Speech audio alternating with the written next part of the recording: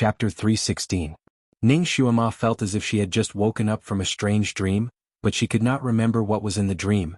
She shook her head and stood up. I'm fine. Have you finished painting? Ji Yunhuang looked at the painting on the table. It was a painting of a mountain with a misty rain. The strokes were experienced and the charm was ethereal. It was indeed a rare painting. However, he felt that the painting was missing something, but he could not tell what it was. Ning Xuema naturally saw the painting too. She was slightly stunned and felt that the painting she saw just now was not the one in front of her. She looked at the ink on the painting again. It was new and the ink had not dried yet. It was obvious that it was just completed. She shook her head. She was probably too tired these past 2 days. Her mind was a little muddled and she might have seen wrongly. Since you helped me grind the ink, I'll forgive you this time. Han Shanyue opened his mouth and raised his hand to roll up the painting. He handed it to Ning Xuema. A painting is a gift to a fated person. This painting is yours. He gave it to her. This master's painting was hard to come by. Ning Xuema's eyes lit up and she immediately thanked him. Ji Yunhuang also heaved a sigh of relief. He bowed and said, "Thank you, master." He then stretched out his hand to pull Ning Xuema. "Shall we go too?" This time Ning Xuema raised her hand and avoided him. Ji Yunhuang's eyes flashed with sadness. Han Shanyue suddenly opened his mouth again. "Since I'm in a good mood today, I'll give you another divination." Ji Yunhuang's eyes lit up. "Master, please tell me. In the future, when the wind and clouds meet, you will become a dragon. You must break through the barrier of love." Han Shanyue gave him a few words. Ji Yunhuang understood the first sentence. It meant that he would become the emperor in the future. But did he need to break through the barrier of love to become the emperor? Was his barrier of love an obstacle to the throne? It couldn't be. His gaze fell on Ning Xuema. Would she be an obstacle to his ascension to the throne? That was impossible. Xuema had no power or influence, and she didn't have many connections with the other princes. How could she hinder his ascension to the throne?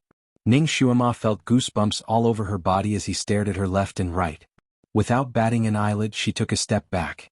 Initially, she did have a good impression of the crown prince, but now, she was very sure that she would not fall in love with this crown prince. She smiled and said, "Congratulations, Your Highness. In the future you will definitely be able to fulfill your wish." Her eyes then fell on Han Shanyue and asked, "What was the divination that Grandmaster gave me?" Han Shanyue spoke slowly, word by word, "Heaven's bane, the fate of a 1,000-year lone phoenix." Ning Xuema, fuck. Did he think that she was a 1,000-year-old bachelor? Although Ning Xuema didn't know much about metaphysics such as numerology, she still understood the meaning of these 8 words. To put it simply, she was destined to jinx all her relatives. Whoever was her relatives would be unlucky and would be jinxed to death by her.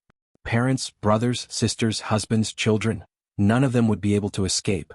No matter how many times she married, in the end she would be left alone, facing the autumn wind alone.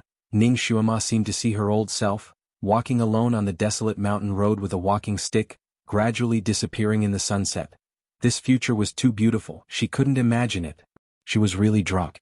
This little body was not only a good-for-nothing, but it was also a jinxed star. How unlucky must she be to have transmigrated into this body? Ning Xuema didn't want to believe it at first. Chapter 317. Ning Xuema did not want to believe it at first, but when she thought of the original owner of the body, Ning Xuema's parents who died early, and her brother who died early, she heard that her brother died on the battlefield in the same year she was born. Damn.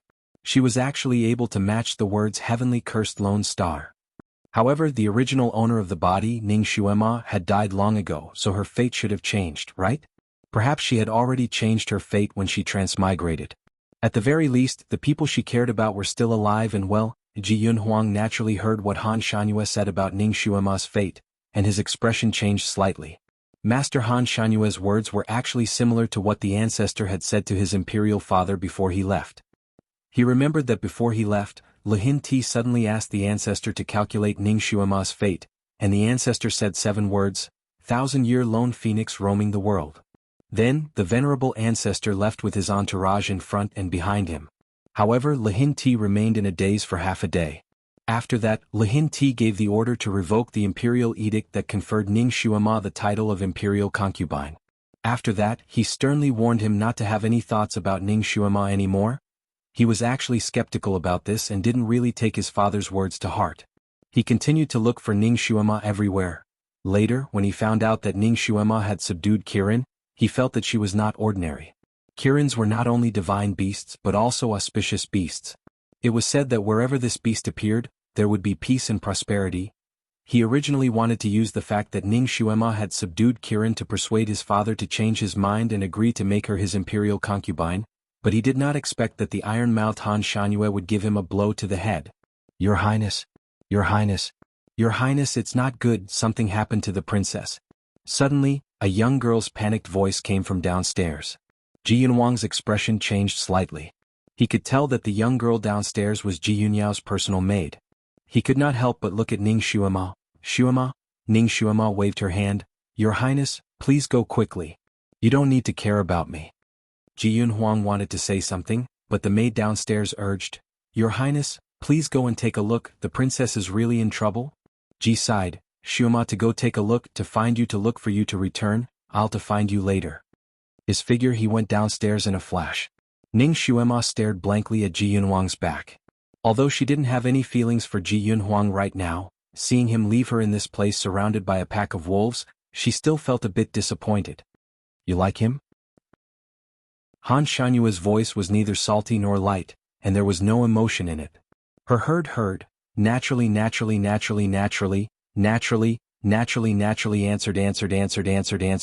answered. Han Shanyue seemed to be choked by her straightforward answer, and his voice became even fainter. You are not fated to be with him.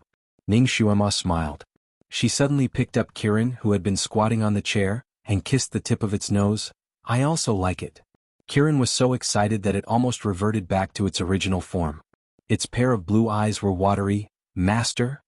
Its whole body of blue fur was almost turning pink. Master kissed it. Master smells so good. Kirin happily squinted its eyes, and when it raised its head, it met Han Shanyue's eyes. It suddenly shivered and shrunk its neck. Its tail curled up, and it curled up on the chair again. Han Shanyue lightly said, So this is what you like? You will kiss whoever you like? Ning Xuema smiled. I like to kiss cuter ones, for example. Chapter 318. She then picked up Kirin and kissed it on its eyes. This little guy was too cute. Every time she kissed it, it would cover its face with its paws. Han Shanyue was speechless. He spoke again. You are destined to be a loner, so you must not get too close to others. Otherwise you will harm them. Ning Xuema lowered her eyes and thought of number 2. It seemed that what Han Shanyue said was true. Those who were close to her and treated her well were all unlucky. The little Qilin couldn't help but speak. Master, you still have me. I'm not a human. Our lives are tied together. As long as Master is well, I will also be well. As it spoke, it kissed Ning Xuema's palm. Ning Xuema touched Kirin's head and was touched. Kirin was such a loyal friend. Even if you are not human, you cannot do it. Han Shanyue continued, no matter who you like, you cannot be too close to them. Otherwise they will be unlucky. Damn, he made it sound like she was a jinx. She was just a little unlucky recently. In the past, everything was smooth sailing. Her friends in the modern world were so close to her, but they did not die because of her. How could it be as exaggerated as he said? Did this Han Shanyue have a grudge against her? He purposely said that in front of others? She glanced at the 2 children who were watching from the side. She knew in her heart that it wouldn't be long before her reputation as a super jinx would spread throughout the world, just like her reputation as a trash. No one would dare to get close to her in the future. She rolled her eyes as if she had suffered a blow. Suddenly she jumped onto Han Shanyue's body, hugged his neck and fiercely kissed him on the cheek. If being close to him would cause bad luck, then she would get closer to him. She would pass on all her bad luck to him. The 2 of them were very close to each other. Her movements were as fast as lightning. Han Shanyue was not prepared at all, so her sneak attack succeeded. He froze. The other 2 children were dumbfounded. Their mouths were so wide open that a duck egg could be stuffed into them. The mysterious, noble and untainted art saint was kissed by a girl? If this was spread out, it would be a huge scandal. The little Qilin's eyes were also wide open. Master is too valiant. His face was as smooth as jade. When Ning Xuema got close to him, she could even smell the light and unique fragrance on his body. Ning Xuema wanted to get back at him, so she wanted to kiss him and leave quickly. However, she was distracted by the faint fragrance on his body. She couldn't escape in time. Impudent. Han Shanyue's face darkened as he spat out 2 words. He didn't seem to do anything, but with a wave of his sleeve, Ning Xuema, who was hugging him, flew out. Crash. Ning Xuema's body crashed through the window and flew out of the second floor onto the street. There were a lot of people on the street. When they saw a person flying out of the tea house, they were all shocked. When Ning Xuema landed, she almost stepped on the face of a passing teenager. Fortunately, Ning Xuema's reaction was fast. While her body was in the air, she immediately adjusted her body and gently landed beside the youth. Damn it. This bastard was really ruthless. He actually threw her down from the second floor. He was quite strong too. She couldn't help but crash into the window. The sandalwood window was smashed by her. The burning pain in her shoulder made Ning Xuema's face turn pale. She raised her head and looked at the broken window on the second floor. She started to wonder if she should go upstairs to find that person for revenge. Chapter 319. Master. The little Qilin shouted and jumped down from the window. Ning Xuemo reached out to catch it, but this action affected the wound on her arm, and it hurt so much that her little face turned pale. Master, are you okay? Kirin worriedly reached out its two little claws to touch Ning Xuema's injured arm. Ah, you're bleeding? It's okay, it's just a superficial wound. Ning Xuema slapped away Kirin's little claws to prevent it from accidentally scratching her again. Little girl, you are indeed bleeding. Why don't you let me take you to the clinic for treatment? A rather glib voice interrupted. Ning Xuema turned her head and saw that the one who spoke was the young man she had almost hit when she fell from the window. The young man was wearing a flashy purple robe and was waving a fan in his hand. He had a smooth face and a pair of peach blossom eyes that fell on Ning Xuema's body, which was a little stunning. This girl was delicate and beautiful. Although she was a little embarrassed after being thrown down like this, it could not hide her beauty. Coupled with the bloodstains on her arm, it made her look even more beautiful. This was really a beauty that fell from the sky. The young man with the fan was instantly moved. He looked at Ning Xuema with eyes that were filled with spring water. Ning Xuema had a stomach full of anger that she had nowhere to vent. She knew that the young man was flirting with her just by looking at his eyes. Especially his eyes, which were staring at her chest, as if he wanted to extend a pair of hooks from his eyes and hook her clothes so that he could see the scenery under her clothes. She actually met a young thug who was flirting with people on the street. This was a common scene in novels. She really wanted to beat him up. Ning Xuema pursed her lips. My injury. It's not a big deal. I don't want to trouble you. Her voice was as delicate as an oriole's. She turned around and wanted to leave, but the young man opened his fan and blocked her way. Little girl, it's better to follow me. That's right, that's right. Follow my young master. My young master will treat you well. That's right. Our young master has always been kind and loves to show mercy to women. You almost hit our young master just now, but our young master didn't make a fuss about it. Don't fail to appreciate our kindness. Obediently follow our young master. In the blink of an eye, 4 or 5 more servants surrounded Ning Xuema, intentionally or unintentionally surrounding her in the middle. It was obvious that these people were the young man's henchmen and were used to cooperating with their young master. Kirin was annoyed and wanted to scratch her with its claws. Ning Xuema pressed Kirin's head to calm it down. She blinked her eyes and said, Child, are you really taking me to the medical center for treatment? Her eyes were watery, and when she blinked, half of the young master's bones melted. That's right. Young lady, feel free to follow this young master. Come, I know the most famous doctor who can bandage your injury properly. He reached out his wolf claws to hold Ning Xuema's little hand. Before Ning Xuema could react, Kirin couldn't help but scratch him with its claws. Its movements were as fast as lightning, and the young master couldn't dodge in time. 3 deep blood grooves appeared on the back of his hand. The young master screamed and jumped up, shaking his hand desperately. My hand. Kirin scratched him with its claws and the blood in the grooves flowed freely. In the blink of an eye, the young master's wolf claws turned into bloody claws. Chapter 320. How dare you hurt our young master? You must be tired of living. Our young master is the only son of Duke Ding. Kill this cat. All the servants aggressively surrounded her, wanting to snatch away the Kirin in Ning Xuema's arms. Ning Xuema also frowned and lifted Kirin by the back of its neck. Little apple, who allowed you to randomly use your claws? Look, aren't your claws dirty? His other hand took out a piece of silk from who knows where and carefully wiped the little Qilin's claw, wiping away the bloodstains on it. Finally, he casually threw the silk away. All the servants were speechless. The young master's face turned green. How dare you? You actually let your cat hurt people. Men, take her down. The young master ordered in a flustered and exasperated manner. All the servants answered in unison, yes.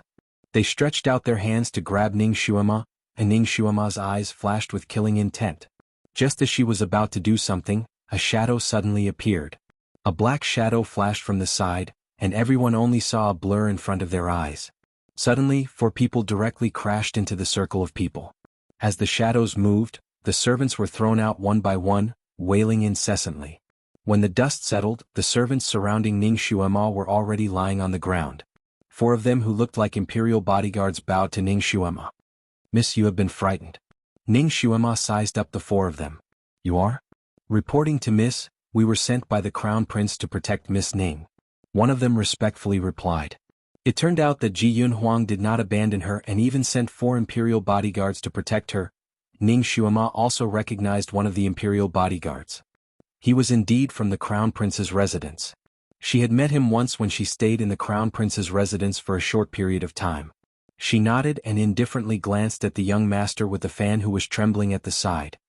Does this young master still want to take me down? Although the fan bro wasn't beaten up, he was almost scared to the point of wetting his pants. He didn't expect that the little girl in front of him, who didn't even bring a maid, was actually the person that His Highness the Crown Prince wanted to protect. Even if he had 8 guts, he wouldn't dare to challenge His Highness the Crown Prince. At this moment, seeing these 4 personal guards of the Crown Prince's residence, how could he dare to let out half a fart? He hurriedly smiled apologetically. It's a misunderstanding, it's all a misunderstanding. The servants were ignorant and scared the young lady. Please forgive us. Then don't kill my cat? Ning Xuemo raised her eyebrows. Of course not. Miss, your cat is very clever, very clever, it's a good cat. The man with the fan smiled apologetically as he signaled to the servants who had just gotten up from the ground. The group of people left with their tails between their legs. Miss, do you want to return to the residence or go to the medical center to have a look? The leader of the 4 imperial bodyguards asked. Let's go back. Ning Xuema waved her hand dispiritedly. She could deal with the small wound on her shoulder by herself. She glanced at the window on the 2nd floor again. The big hole was still there, but the light inside was much dimmer, as if the person inside had already left. Forget it, she wouldn't lower herself to the same level as that person. The current her wasn't that person's opponent at all. She hugged the cat and turned around to leave. Strangely, she felt that the smell of that person was somewhat familiar, as if she had smelled it from an old friend. But she couldn't remember who it was at that moment. She kept feeling that she had forgotten something, but she couldn't remember what it was at that moment. Inside the 2nd floor 2 little art boys stood at the side, trembling, while that Master Han Shangyue stood in front of the table with an expressionless face. Chapter 321. The painting he drew was still on the table. Ning Xuema didn't have time to take it away. This girl's behavior was too frivolous. She shouldn't be able to recognize him and didn't know who he was. To her, it should be the first time they met. She actually hugged him and kissed him without any hesitation. Did she like to be close to men so much? She was obviously a genius, but her behavior was so unrestrained. How many people had she kissed? He didn't go near the window, but he seemed to be able to see everything that was happening on the street. The 2 children only felt that the temperature in the room was getting lower and lower. They stole a glance at Master Han Shanyue's face, but due to the angle of the light, they still couldn't see his face clearly. They could only faintly feel that this master seemed to be in a bad mood. One of the children plucked up his courage and said, Master, you don't need to lower yourself to the same level as this vulgar girl. She doesn't deserve this painting. You deserve it? These 2 words were thrown over. It directly made the child shiver and shut his mouth. Han Shanyue raised his sleeve. The peerless painting on the table spontaneously combusted and turned into a pile of ashes. The 2 children opened their mouths but didn't dare to say anything. They watched the painting burn. Suddenly, their eyes were in a daze. The people in the teahouse's hall naturally heard the commotion on the 2nd floor. Everyone was bewildered. The owner of the teahouse courteously asked a few questions upstairs, but he didn't get any response. After a while, the owner finally carefully went upstairs to check. However, he found that there was no trace of the art saint upstairs. Only the 2 children were left standing there in a daze. The owner asked them a few times before the 2 children seemed to come back to their senses. However, their eyes were blank. They actually forgot more than half of what happened just now. The owner asked them for a long time, but he didn't get any information. They didn't even know when the art saint left. One of the children was in a daze for a moment. Suddenly he seemed to remember something and shouted, "I remember now. Master Art Saint said that girl is a jinx. 1,000-year-old lone phoenix." A stone stirred up 1,000 ripples. Everyone who came up to watch the show was stunned. The people of this world naturally understood what this heavenly cursed lone star meant. That orphan girl of Marquis Jingyuan's mansion was a heavenly calamity, an unprecedented jinx, a jinx. No wonder Marquis Jingyuan and his wife died early. Even their only son died on the battlefield. So it was because of this daughter? The sixth prince had already broken off the engagement with her, but he was still beaten up because of her. He was stripped of his official position and became a commoner. The crown prince was also a little infatuated with her because he was a little closer to her. Therefore he was severely reprimanded by the emperor, in just one night. The rumor that Ning Xuema was a jinx had spread throughout the city and was still spreading at the speed of light. Within a few days Ning Xuema's life had undergone earth-shattering changes. First, the maids and servants in the mansion came to resign. No matter how high the salary old Zhong offered them, they were determined not to stay. Money was indeed a good thing, but one had to be alive to take it, right? Taking care of a heavenly calamity, they might lose their lives here. In less than 5 days, old Zhong was the only one left in the bustling and lively Marquis Jingyuan's mansion. Old Zhong was very upset. Chapter 322. Old Zhong was very uncomfortable. These days, the little master had painstakingly managed the Marquis Jingyuan mansion to get on the right track with great difficulty. He didn't expect that the art sage's prophecy would turn the Marquis Jingyuan mansion back to its original state. It became the most depressed and desolate place. These days he had been running around wanting to hire some people with high salaries. However, Ning Xuema's reputation as a heavenly calamity star was even more resounding than her reputation as a trash. When the people who were looking for work outside heard that the mansion was recruiting, they all shook their heads like a rattle drum and refused to come no matter what. Old Zhong ran around outside for 6 or 7 days, but he still couldn't find a single person. On this day he came back with a gloomy face and looked everywhere for Ning Xuema. Finally, he found her in the side hall of the chastity-testing beast. Compared to old Zhong's gloomy face and worried heart, Ning Xuema was a lot calmer. Nothing could be seen on her face. She still looked very carefree. She refined medicine as usual, practiced martial arts as usual, ate as usual, and even strolled around the garden admiring the flowers as usual. Old Zhong felt that the little master's heart must be very bitter. She was just putting up a front and didn't want others to see her as a joke. The little master's attitude was really good. For example, right now she was chatting and drinking with the ferocious chastity-testing beast. Her face was very comfortable. "Little master." Old Zhong walked in. "Uncle Zhong, you came back. Come and drink 2 cups. Look at how sweaty you are after running around." Ning Xuema gave him a praying mat and poured him a cup of wine. Old Zhong felt even more guilty. "Little master, this old servant is useless. I still couldn't find anyone." Ning Xuema smiled. "It's fine if you can't find anyone. This matter can't be rushed. We'll talk about it later. Come, let's eat first." These days, even the cooks in the kitchen had all run away.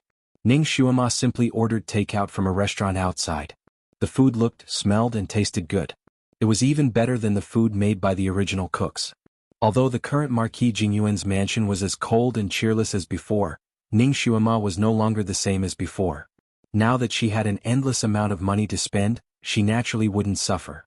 Old Zhong saw that Ning Xuema was smiling and her little face was rosy. She didn't look worried and haggard at all. He asked tentatively, "Little master, in the future, what if we can't recruit people?" Ning Xuema smiled and reached out to pat him on the shoulder. "If you can't recruit them, then so be it. Didn't we go through the same thing before?" That was true. Marquis Jingyuan's mansion had been deserted for several years already. As long as she was a bit more diligent, these rooms could still be tidied up. It's all that Han Shanyue's fault. Why did he have to say that my miss is a jinx? Just a simple sentence from him could make his young miss fall into hell. Right now, they were only unable to recruit servants. What would happen if the young miss were to find a husband in the future? With such a reputation, who would dare to propose marriage? What if Miss couldn't get married in the future? How could he face the Marquis and his wife? Old Zhong was worried. He was really worried. His face was wrinkled like a walnut. "Uncle Zhong, you're also old. If you want to leave, I can give you a large sum of money." Ning Xuema opened her mouth. "No. Old Zhong swears to follow little master to death." Old Zhong immediately interrupted her. His face was flushed red. Miss, what kind of person do you think I, old Zhong, am? Since you want to follow me, then be happy. Ning Xuema took a cup of wine and handed it over. In this world, there's no obstacle that can't be overcome. It's not the end of the world yet. Why are you so worried? Come have a cup of wine. Chapter 323. Old Zhong was startled. He took the cup of wine and drank it in one gulp. That's right, there's no obstacle that can't be overcome. Ning Xuema leisurely smiled. That's right. Old Zhong drank 3 cups of wine in a row and added, there will definitely be a wise hero who will take a fancy to Miss and marry Miss. Ning Xuema spat out a mouthful of wine. So this was the reason why old Zhong had such a worried expression on his face for such a long time. He was worried about her marriage? Uncle Zhong, I'm only 13 years old. Why are you so anxious about marriage? I feel that my current situation is actually quite good. Ning Xuema sat cross-legged and lazily said. Miss is naturally not old now, but in our Changkong country if a girl is 15 years old and still can't find a husband, she will be criticized. Old Zhong was still worried. There are still 2 years left. There's no hurry. Ning Xuema didn't care at all and drank another cup of wine. Come, this restaurant's crystal prawns are pretty good. Uncle Zhong, have a taste. She successfully shut old Zhong's mouth from worrying about her marriage. Ning Xuema truly felt that this kind of life was actually not bad. After her reputation as a heavenly cursed star came out, although the servants in the mansion had all left, the sects that were eyeing her covetously and wanted to rob her also disappeared without a trace. They were all afraid that she would jinx them to death. Even Kirin and the others didn't dare to covet her anymore. Also, the old emperor's imperial edict to confer her as a consort was silently revoked by the old emperor.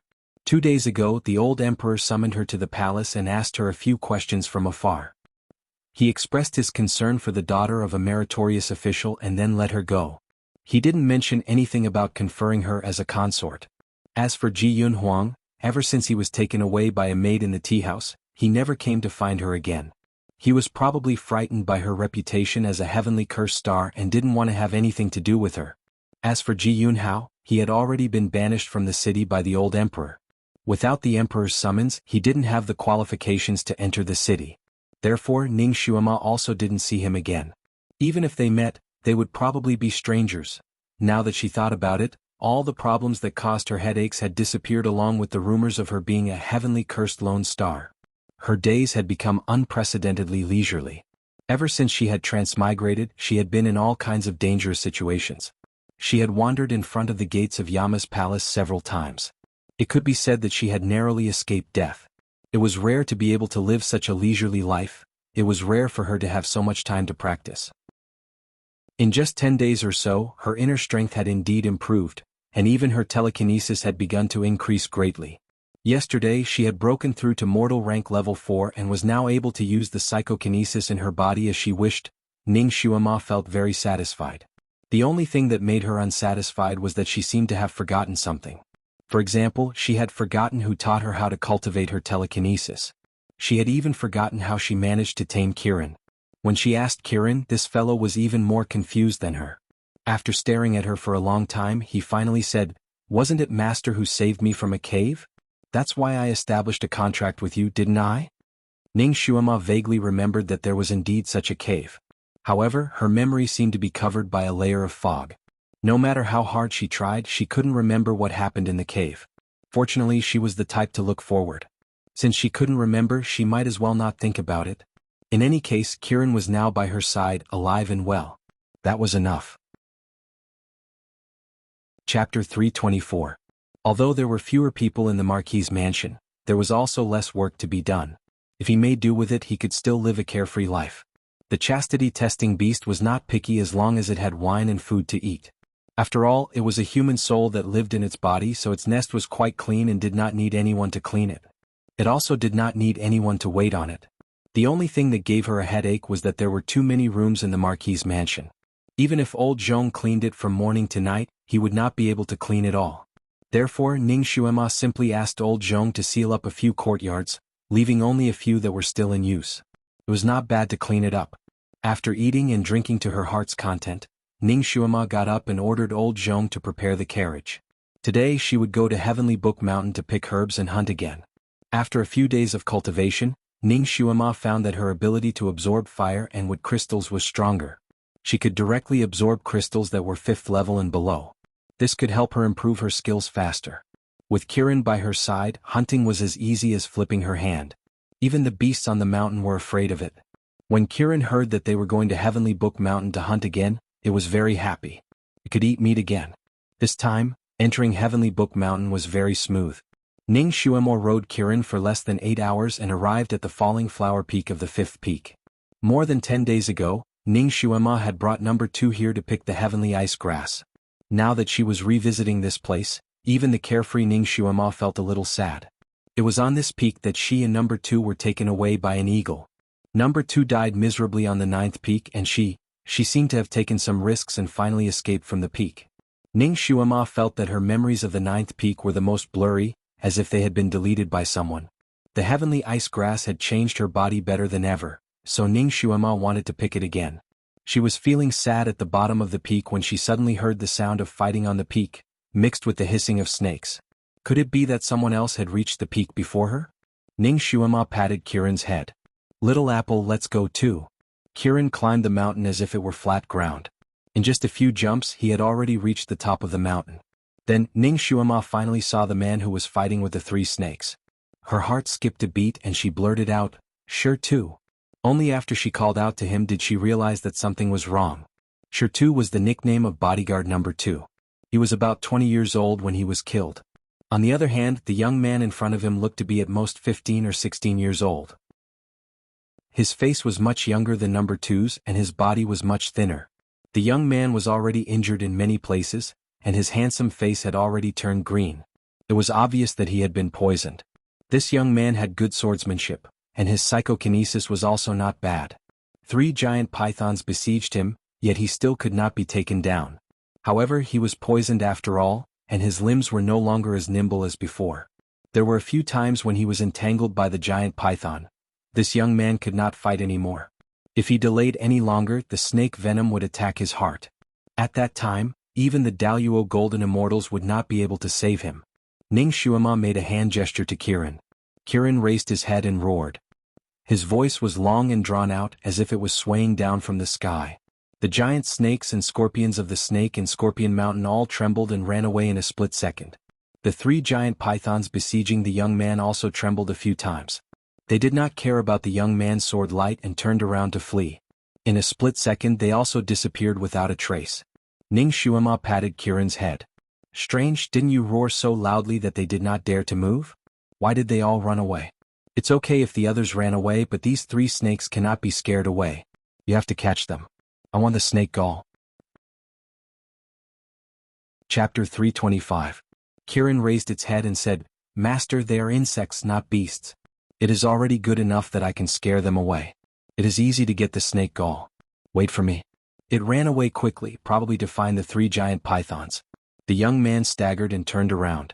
He saw Ning Xuema in a light green dress and then looked at Kirin, who ran away. He was a little cautious and held his sword in front of his chest. Suddenly his vision turned black and he fell down. The snake venom that he had been suppressing finally took effect. He did not faint yet. He struggled on the ground a few times and wanted to get up. However, his head was dizzy, and the wounds all over his body were numb and painful. He propped himself up halfway and then fell down again. Out of the corner of his eyes, he saw the girl in the green dress walking over slowly. "What do you want to do?" He was even more cautious. Those who could come to the 5th peak were not easy to deal with. The girl in front of him looked less than 13 years old and was riding a Kirin. Was she a mountain spirit or a tree spirit? Ning Xuema looked at him with her arms crossed. Seeing that his face was as green as the grass under him, she smiled and said, "Are you afraid that I will eat you?" As she spoke, she had already squatted down and tore open his trousers. The young man was shocked and tried to stab her with his sword. "Don't touch me." He was poisoned, but his sword was still very strong. Ning Xuema extended her hand and grabbed his wrist. With a sweep of her palm, she directly knocked his sword out of his hand. Her pretty face was tense. "Don't use your psychokinesis again. Be careful of the snake venom." Her stern face had a murderous aura to it. The young man was stunned, and the palm that he was about to send out again paused. "Who exactly are you?" "Someone who doesn't want you to die." Ning Xuema's reply was cold and indifferent, but her movements were exceptionally nimble. In the blink of an eye, she had already ripped open all of his clothes covering his wounds. She began to treat his wounds, squeezing out the poisonous blood and applying the snake venom medicine. The young man's face was almost completely red. He had many wounds on his arms, under his ribs, back, chest, calves, and even his upper thigh. If it was a man treating his wounds, he wouldn't feel anything, but the other party was a young girl. He could feel the other party's soft and warm hands moving and squeezing around his wound. That kind of touch caused an indescribable feeling to surge in his heart. You. He seemed to want to say something, but Ning Xuema knocked the back of his neck. Shut up. When she was practicing medicine, she hated it when her patients chatted with her. The young man finally shut his mouth and fainted. Ning Xuema glanced at him, and her eyes flashed with a touch of surprise. If an ordinary martial artist had been poisoned by such a deep snake venom, they would have already lost consciousness and foamed at the mouth. This young man was actually able to hold on until now without fainting. He could be considered a weirdo. Looking at his face that was 80% similar to number 2's, who was he to number 2? Younger brother? She dealt with the wounds quickly and professionally. After half an hour, the wounds on the youth's body had been cleaned up by her, and the places that needed to be bandaged were all bandaged up. This time she came here with a complete set of things. Bandages, anti-venom, medicine. Everything was here. She had originally prepared them for herself, but she didn't expect to use most of them on this young man. Master, the snake gallbladders are here. Kirin rushed back like a whirlwind and brought back 3 snake gallbladders. Chapter 326. Ning Xuema looked at the 3 snake gallbladders, which were bigger than goose eggs, and her lips twitched. She had forgotten that the snakes were giant pythons.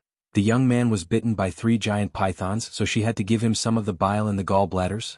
The young man was awakened by the bitter taste. He wanted to spit out the bitter taste in his mouth, but Ning Xuema pinched his chin and said, "Swallow it. It will save your life." The young man was slightly stunned, but he could only swallow it with his teeth clenched. After swallowing 2 mouthfuls, his throat was trembling because of the bitter taste. Finally, he finished 1 gallbladder. Before he could breathe a sigh of relief, the second gallbladder came close to his lips and said, "Here, there are 2 more." The young man was speechless. The young man finally finished the 3 gallbladders, and the snake venom was removed. His face turned green because of the bitter taste. However, the dizziness and nausea were alleviated. He turned over and wanted to get up, but he suddenly felt that his body was stiff. He looked down and saw bandages all over his body. He was tied up like a mummy. "All right, you're lucky to have your life back." Ning Xuema clapped her hands and stood up. She asked Kirin to get some water to wash her hands. The young man looked at her with his eyes wide open, and his expression was complicated. Why did you save me?" He did not know this girl, right? And on such a dangerous snake-scorpion peak, what was her goal? Ning Xuema glanced at him and said, "I saved you for fun. You can go down the mountain by yourself. I have something to do, so I won't accompany you." She patted Kirin's head and said, "Little apple, let's go." She still needed to pick herbs. The young man struggled on the ground and finally sat up. Because of the smell of Kirin, all the snakes and insects did not dare to come close. He gritted his teeth, picked up the sword that had fallen next to him, and stood up stiffly. However, he had just been removed from the snake venom, and he had lost too much blood.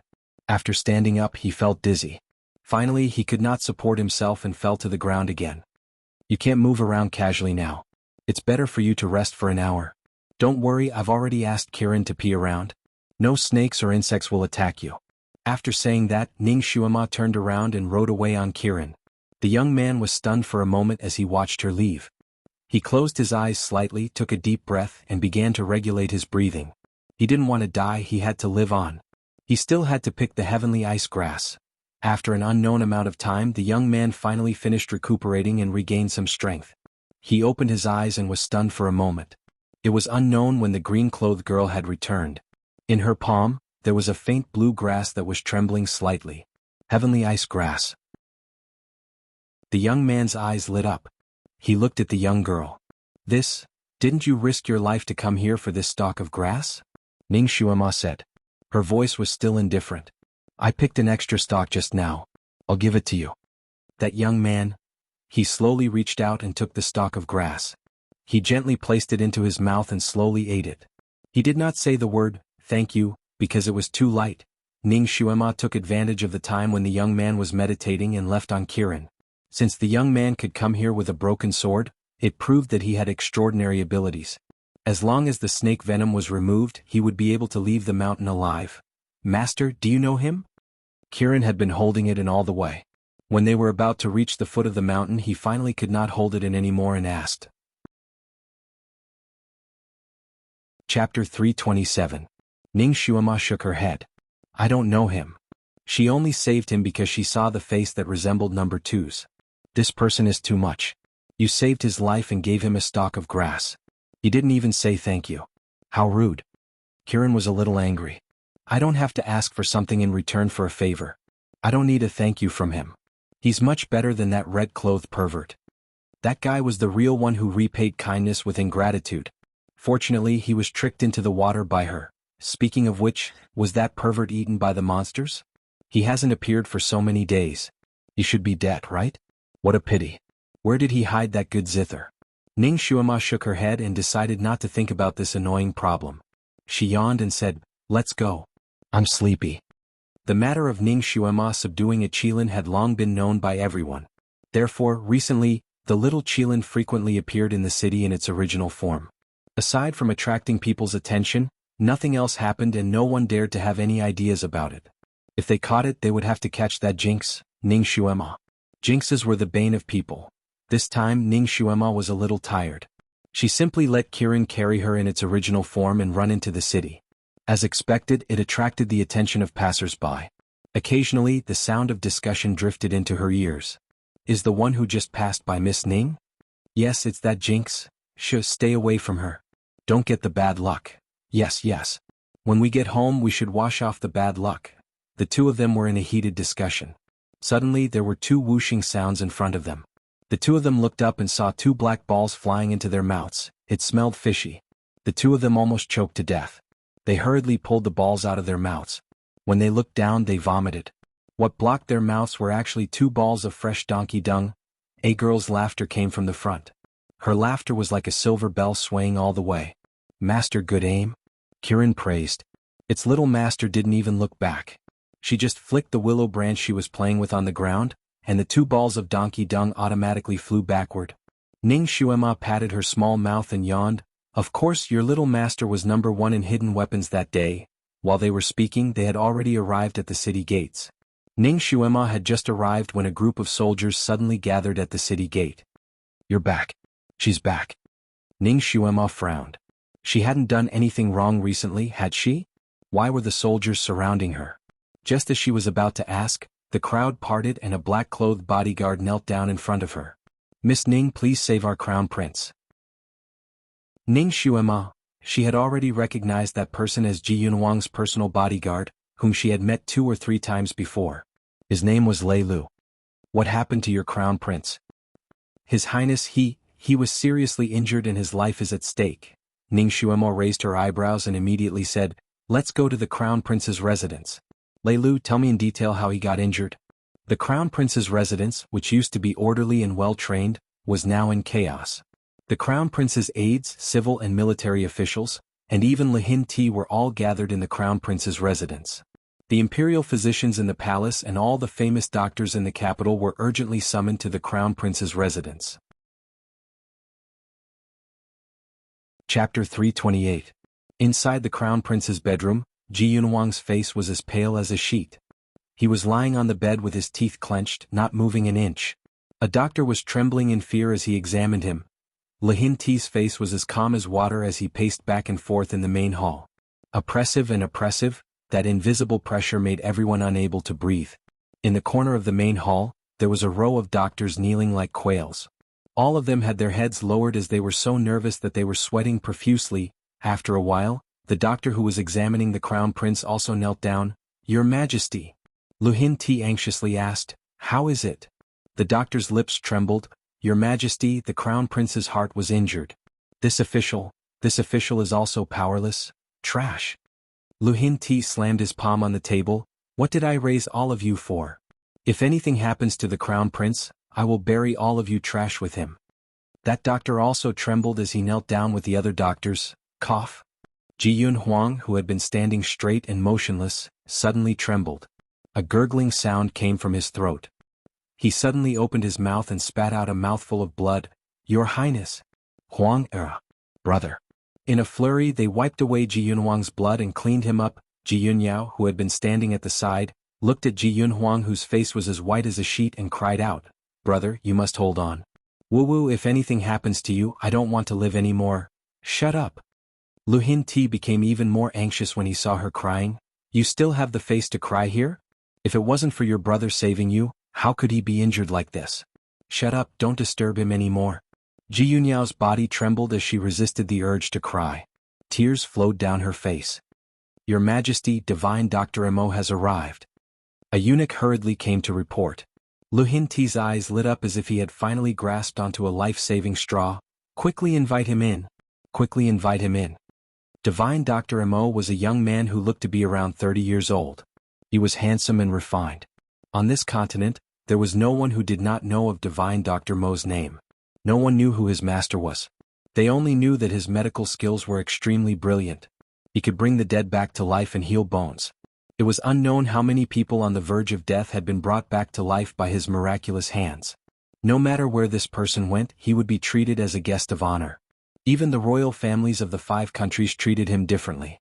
This person was indeed unique when it came to treating illnesses, but his temper was also strange. He was extremely arrogant and would not allow anyone to question him. Once he was questioned, he would definitely leave. Therefore, everyone who invited him treated him with respect and treated his judgment as an imperial edict. Upon hearing his arrival, not only did Lu Hinti have hope, even the row of doctors who were kneeling quietly breathed a sigh of relief. Lu Hinti led the civil and military officials who had been waiting outside to welcome Divine Dr. Mo in. Ji Yunyao's eyes widened as she stared unblinkingly at Divine Dr. Mo walking to the bed to treat Ji Yunhuang. She did not even dare to breathe loudly. Lu Hinti also held his breath. This was their last hope. Divine Dr. Mo's eyebrows wrinkled even tighter. Lu Hinti and the rest also stared at his expression. Seeing his frown, their hearts also seemed to tighten. After a moment, Divine Dr. Mo finally let go of Ji Yunhuang's wrist and slowly stood up. Chapter 329. Divine Dr. Mo, how is he? Can he be saved? Lu Hinti bluntly asked. Divine Dr. Mo's voice was flat. His heart was injured by the Heavenly Star Sect's Blue Star Saber. The Blue Star Saber also had the soul-breaking parasite. Now the parasite has entered his 8 extra meridians and his heart is on the verge of breaking. If it wasn't for the fact that the Crown Prince's psychokinesis had reached Earth rank level 3, he would have been dead by now. Yes. Divine Dr. Mo, you're right. My brother was plotted against by the Heavenly Star Sect. Since Divine Dr. Mo can see through his injury, you must be able to cure him, right? Ji Yunyao's eyes sparkled, full of hope. Divine Dr. Mo shook his head and was about to speak when the guard outside reported. Reporting to the Emperor, Miss Ning from the Marquis Jingyuan estate has arrived. Lu Hinti subconsciously frowned. What is she doing here? Ji Yunyao was even more furious. What is this jinx doing here?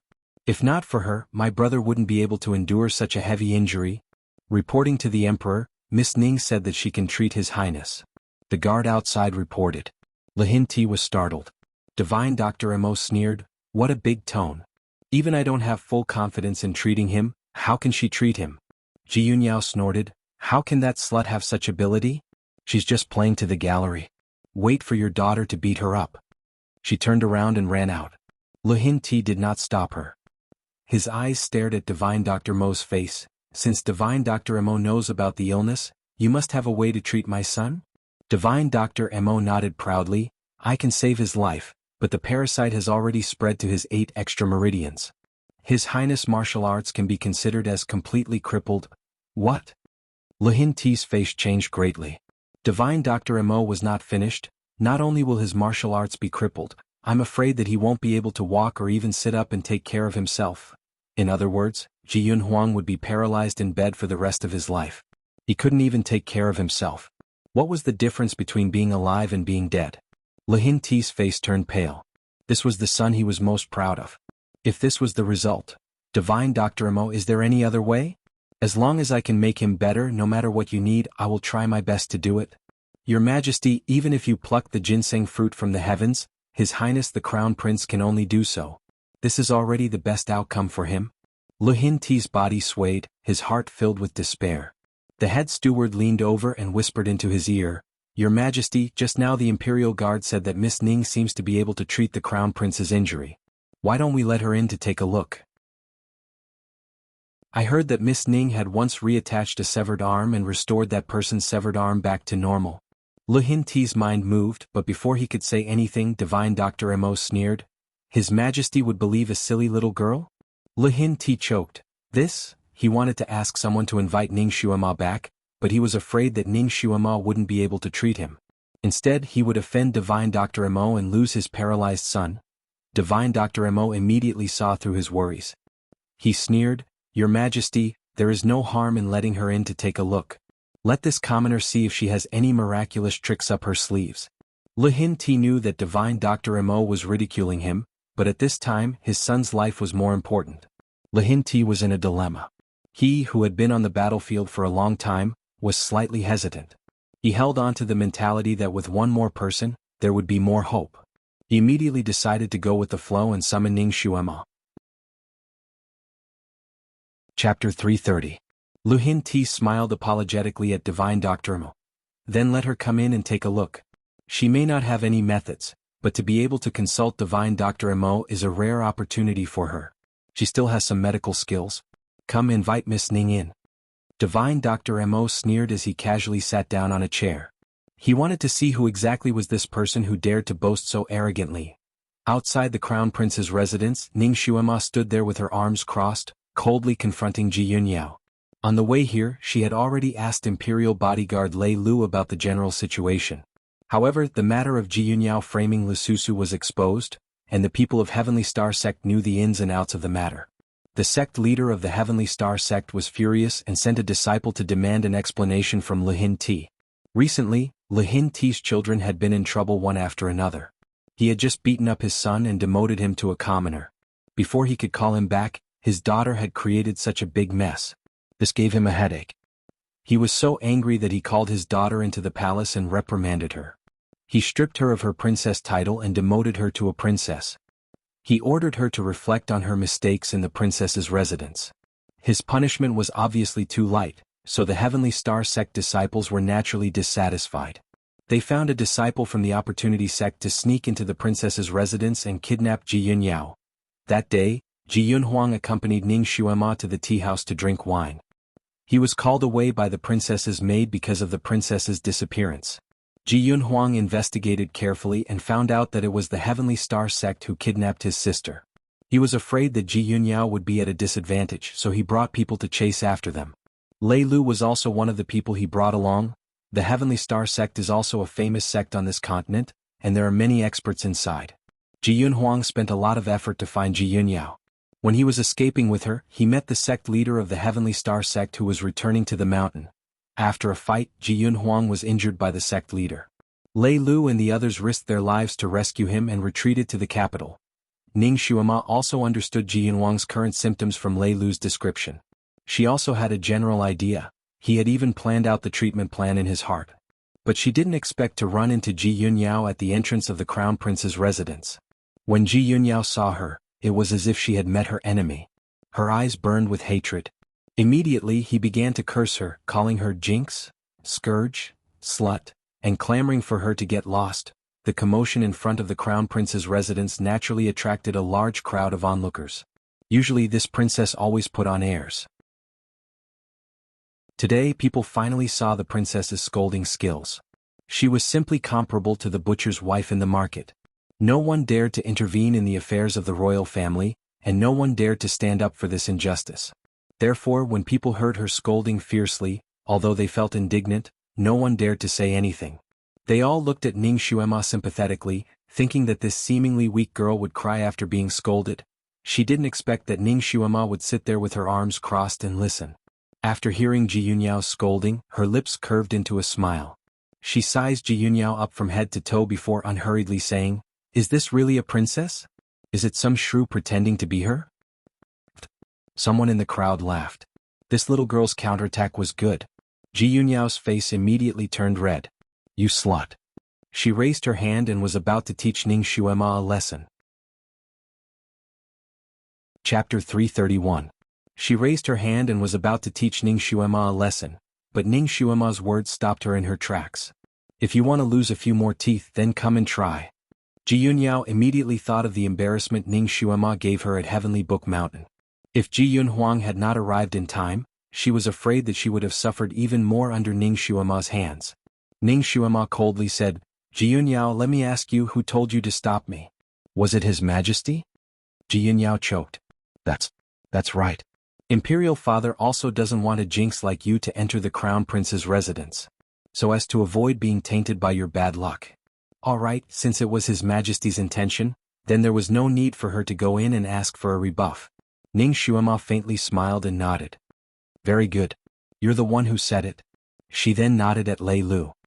Lei Lu, I can indeed treat your Crown Prince's injuries, but since the Imperial family doesn't allow me to enter the residence, then I can't help. Goodbye. She turned and left. She was not a saint and did not have the heart of a doctor. The reason why she came here was because of Ji Yunhuang's kindness. In her heart, she also saw Ji Yunhuang as a friend.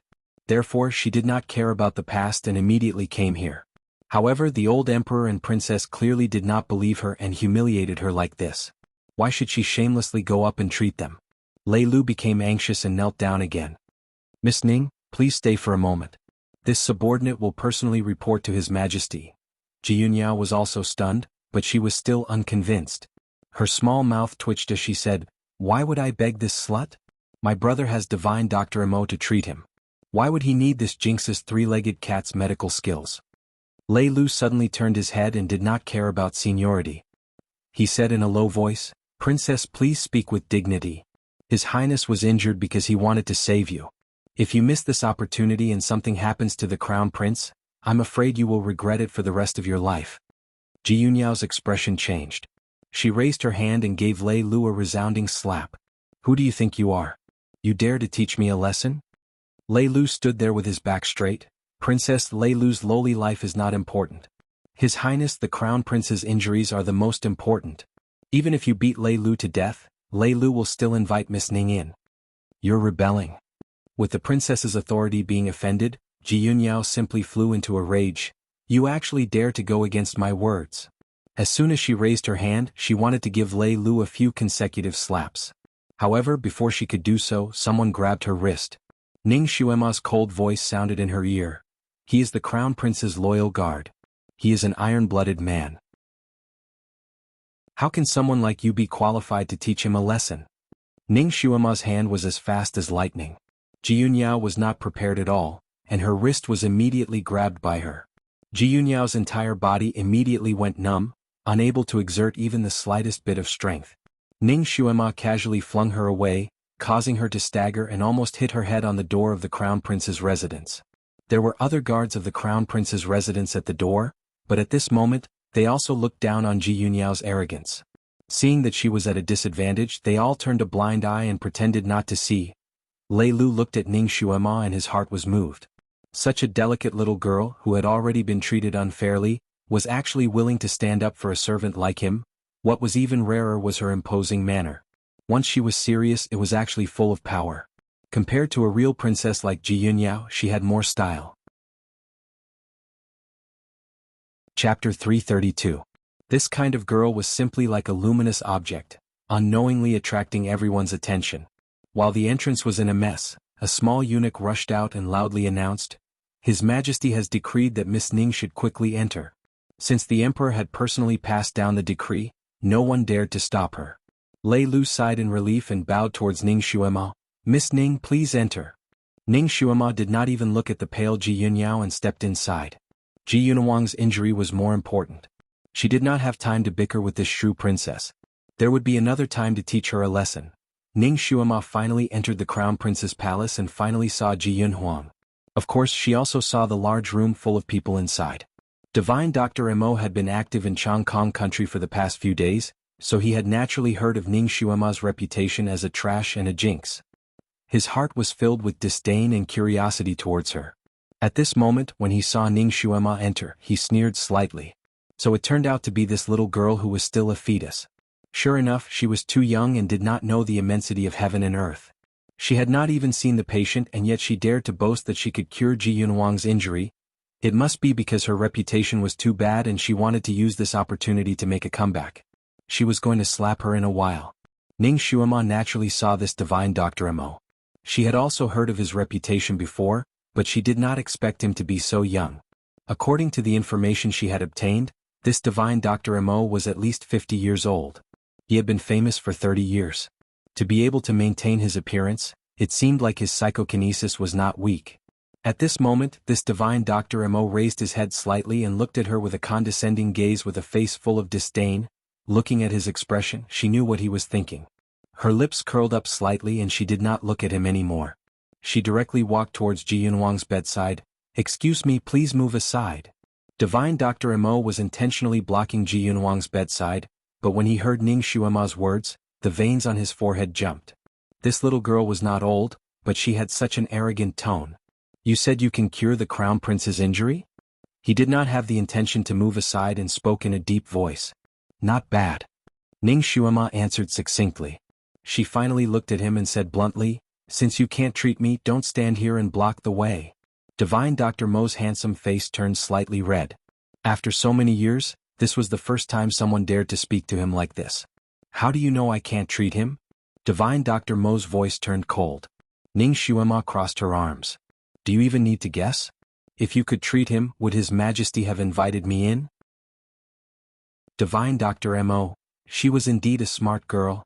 He had yet to see how good his medical skills were, but this instantaneous deduction ability made him look at him in a new light. Lihin Ti also felt a little uncomfortable. He coughed and said, "Ning Xuema, don't be rude in front of Mr. Mo. Look at Huang Er first." As long as there was a sliver of hope, he wanted to grasp it at all costs. Divine Dr. Mo sneered again. He moved to the side and said coldly, "Good, you see. I'd like to see what a little girl like you can see." He was waiting to see this little girl make a fool of herself. Ning Xuema took a few steps forward and checked Ji Yunwang's condition. Her movements were quick and nimble.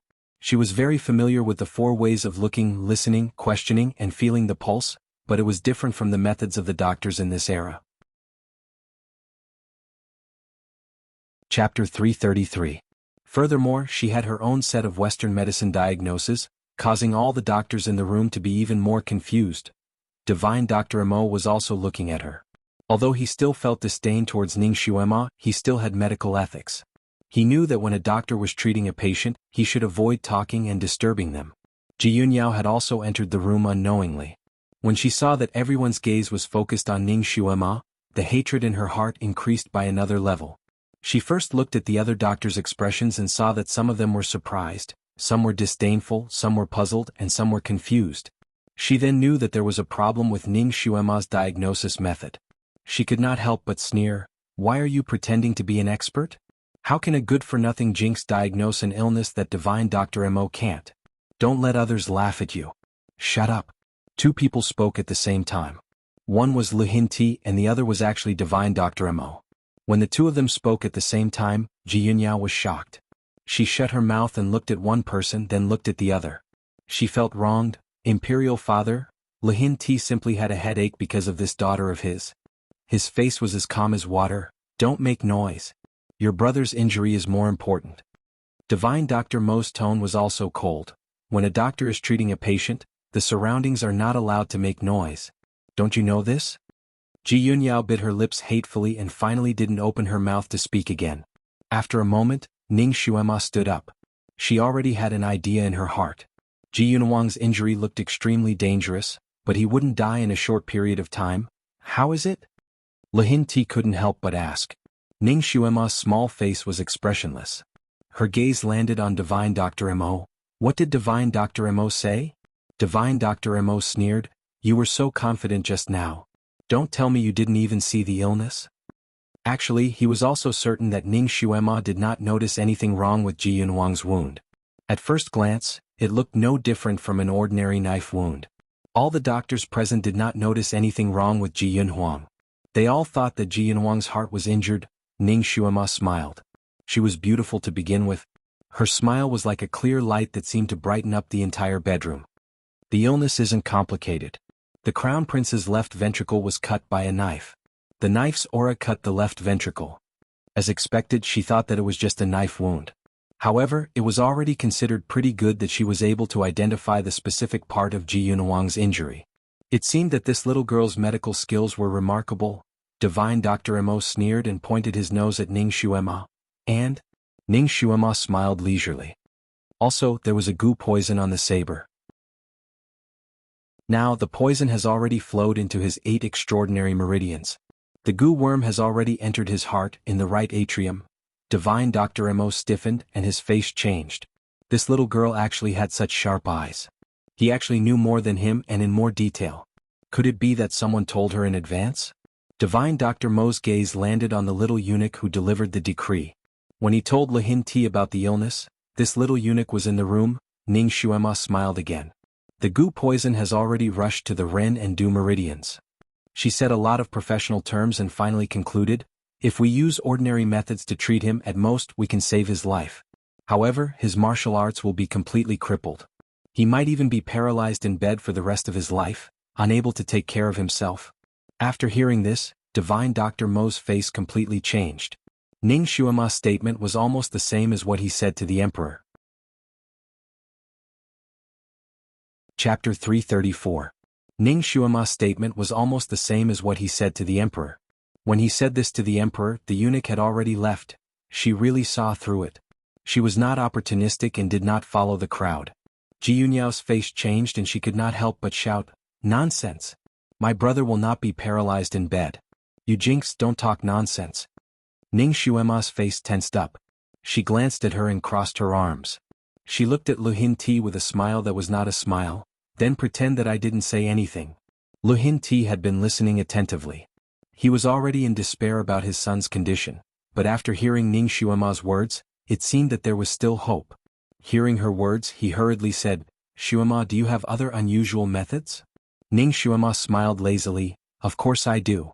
If you use my method, not only can the crown prince keep his life, he can also continue to practice martial arts. However, he will need to rest in bed for a month." When she said this, Lihin Ti's eyes lit up. Divine Dr. Mo could not help but widen his eyes.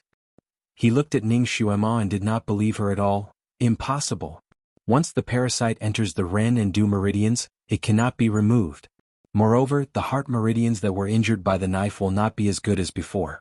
Even if he can recover his ability to walk, his heart will beat like thunder after 2 steps. If he moves too vigorously, his heart meridians will break. He will still die. Ning Xuema pursed her lips. I said if it is the ordinary method, the result will be like this. Then what is your special method? Divine Dr. Mo's interest was piqued. I will tell you when necessary. Ning Xuema said lightly and looked at Lihin Ti again. Your Majesty may not believe me? Then I will ask Divine Dr. Mo to treat him. Xuema will take her leave now. Xuema. Lihin Ti finally caught a glimmer of hope. How could he let her go? He even took a step forward and stood in front of Ning Xuema. Xuema, what are the chances of your special method succeeding? What's the worst that could happen? I'm 70 to 80% sure. Ning Xuema answered straightforwardly. The worst case scenario is that he can't keep his kung fu and can't use his kung fu anymore. However, he can still do normal activities. Even the worst outcome was much better than Divine Dr. Mo's best outcome. Lihin Ti's eyes lit up even more. He didn't care if he would offend Divine Dr. Mo. He almost forgot himself and grabbed Ning Xuema's hand. Xuema, then I'll leave Huang to you. You have to try your best to save him. He treats you well. Ning Xuema took a step back. Xuema will do her best, but Xuema has her own conditions. What conditions? I'll promise you anything. Lihin Ti blurted out. Ji Yunyao's expression changed. If Ning Xuema's condition was to be the crown prince's consort, then, she immediately sneered at the side. Father, she's just a 13-year-old girl. How could she have better skills than Divine Dr. Mo? Don't listen to her boasting. She's a jinx. If it wasn't for her, brother crown prince wouldn't be like this. If she randomly asks for conditions and enters our imperial family. Her words reminded Lihin Ti. His expression changed slightly and he regretted saying too much. If Ning Xuemo really asked to be the crown prince's consort, then should he agree or not? When the ancestor left that day, he said, 1,000-year lone phoenix will cause chaos in the world. He naturally believed the ancestor's words without any doubt. Chapter 335. If she were to marry the crown prince, not only would she cause Ji Yunwang's death, she would also cause the destruction of Chong Kong Empire. Xuemayu, what are your conditions? I will try my best to satisfy you. His words were much more tactful. Ning Xuema was extremely intelligent, so how could she not know what this father and daughter pair were thinking?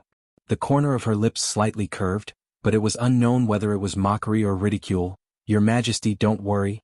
I'm not interested in the crown princess. Your Majesty will definitely be able to fulfill Xuema's conditions.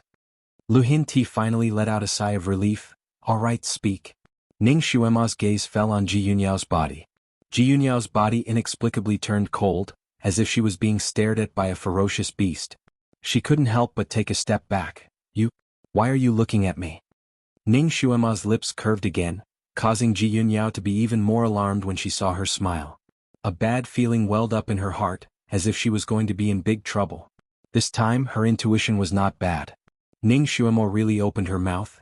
Your Majesty, the princess has repeatedly attacked Xuema for no reason. Xuema almost died in her hands several times. Now Xuema is very unhappy whenever she sees her. Lu Hinti immediately said, I will immediately have her get lost. He gave Ji Yunyao a look. Why aren't you getting lost? Ji Yunyao also knew that this was not the time to argue. Although she was angry, she still wanted to leave. Ning Xuema sneered. So this is how your Majesty promised Xuema? That's very good. She said the last 3 words very slowly and heavily. Lu Hinti's heart skipped a beat, but he could only say, Then Xuema, what are your conditions? The princess's mouth is very poisonous, making people feel suffocated. Xuema thinks that your Majesty should teach her a lesson. Ning Xuema said the first step. Lu Hinti gritted his teeth. Xuema, you're right.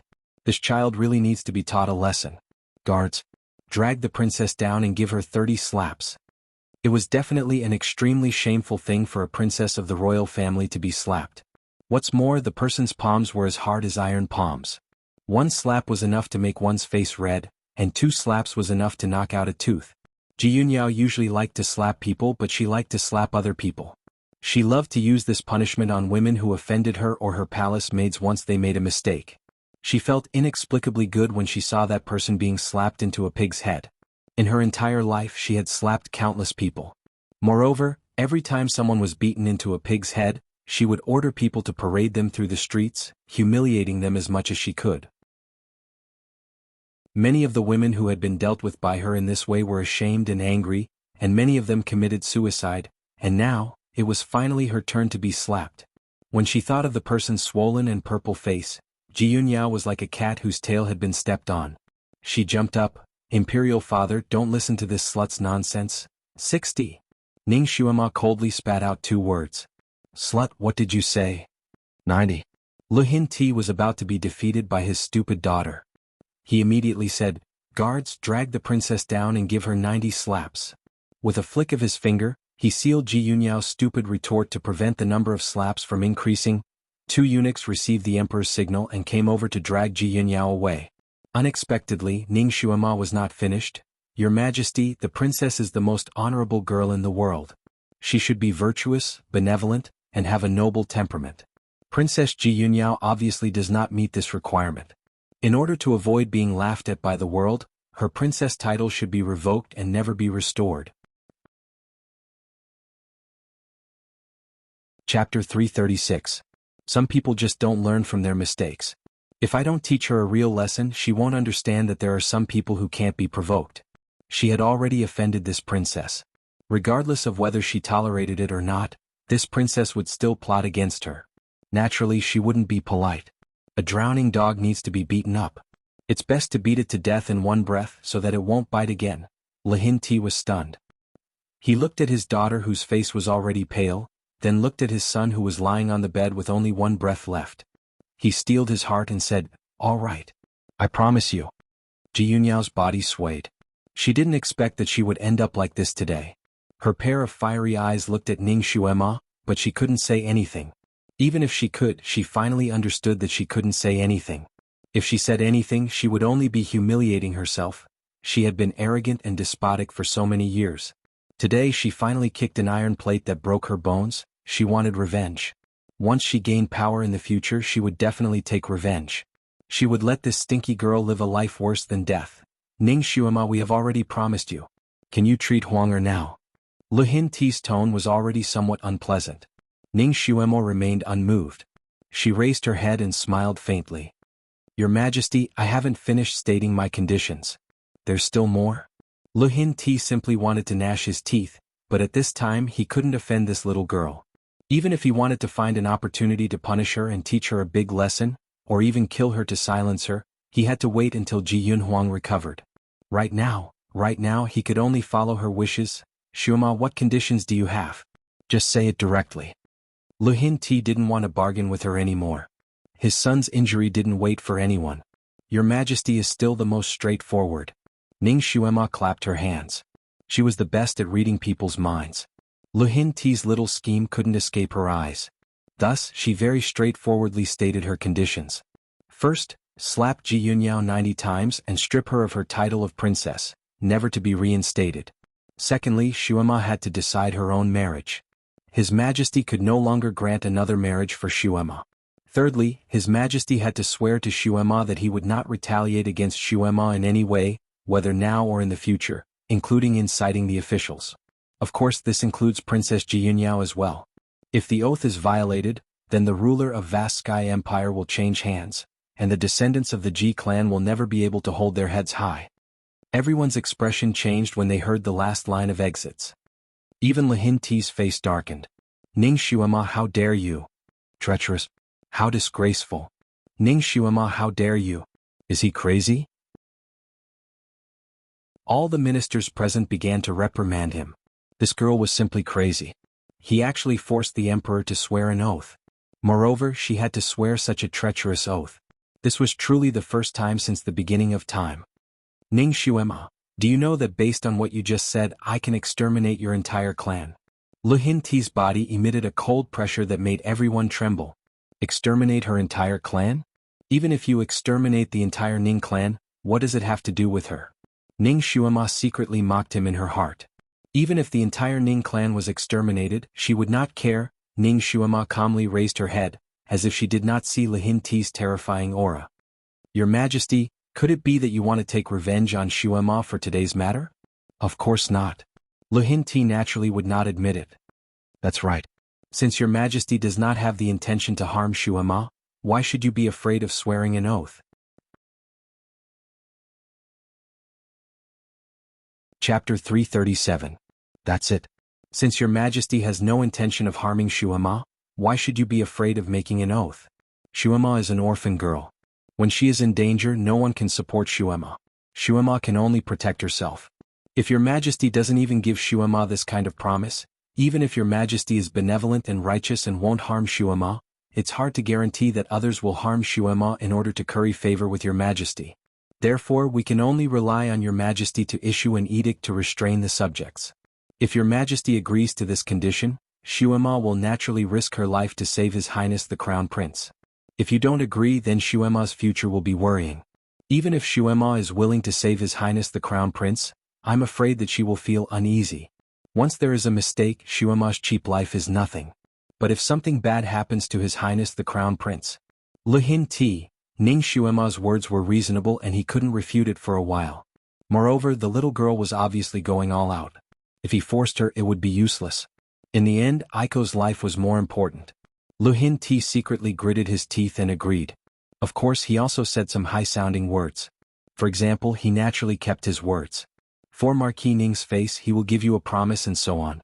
Finally, according to Ning Shuema's words, he made an oath in front of all the officials. Once he made an oath, he would be under the supervision of God. It also involved the fate of the country. Lu Hin-ti wouldn't dare to violate it even if he was beaten to death. After he made the oath, in order to restrain the officials, he also said some ruthless words. For example, whoever violates my oath and seeks revenge on Ning Shuema will be killed without mercy. These words were said while looking at Ji Yunyao. His voice and expression were stern. He directly broke up Ji Yunyao's plan of revenge by force in the future. Although Ji Yunyao was very unwilling, she didn't dare to go against her imperial father on this matter. She glared at Ning Shuema, her eyes almost spitting fire. Ning Shuema responded with a faint smile, and then bowed deeply to Lu Hin-ti. Your Majesty, you can even agree to such a harsh condition as Shuema. You can even do this for the orphan daughter of a meritorious official. It can be seen that your Majesty's benevolence is unparalleled. You are a famous emperor throughout the ages. Shuema admires you. At this time, she had to flatter Lu Hin-ti and appease his heart that was about to explode. She had to save his face and give him a way out so that she could be safer. Her words were so sincere that Lihin Ti finally regained some of his dignity. His cold face finally showed signs of thawing. He nodded and said, "Can you start now?" Ning Xuema nodded. "Of course.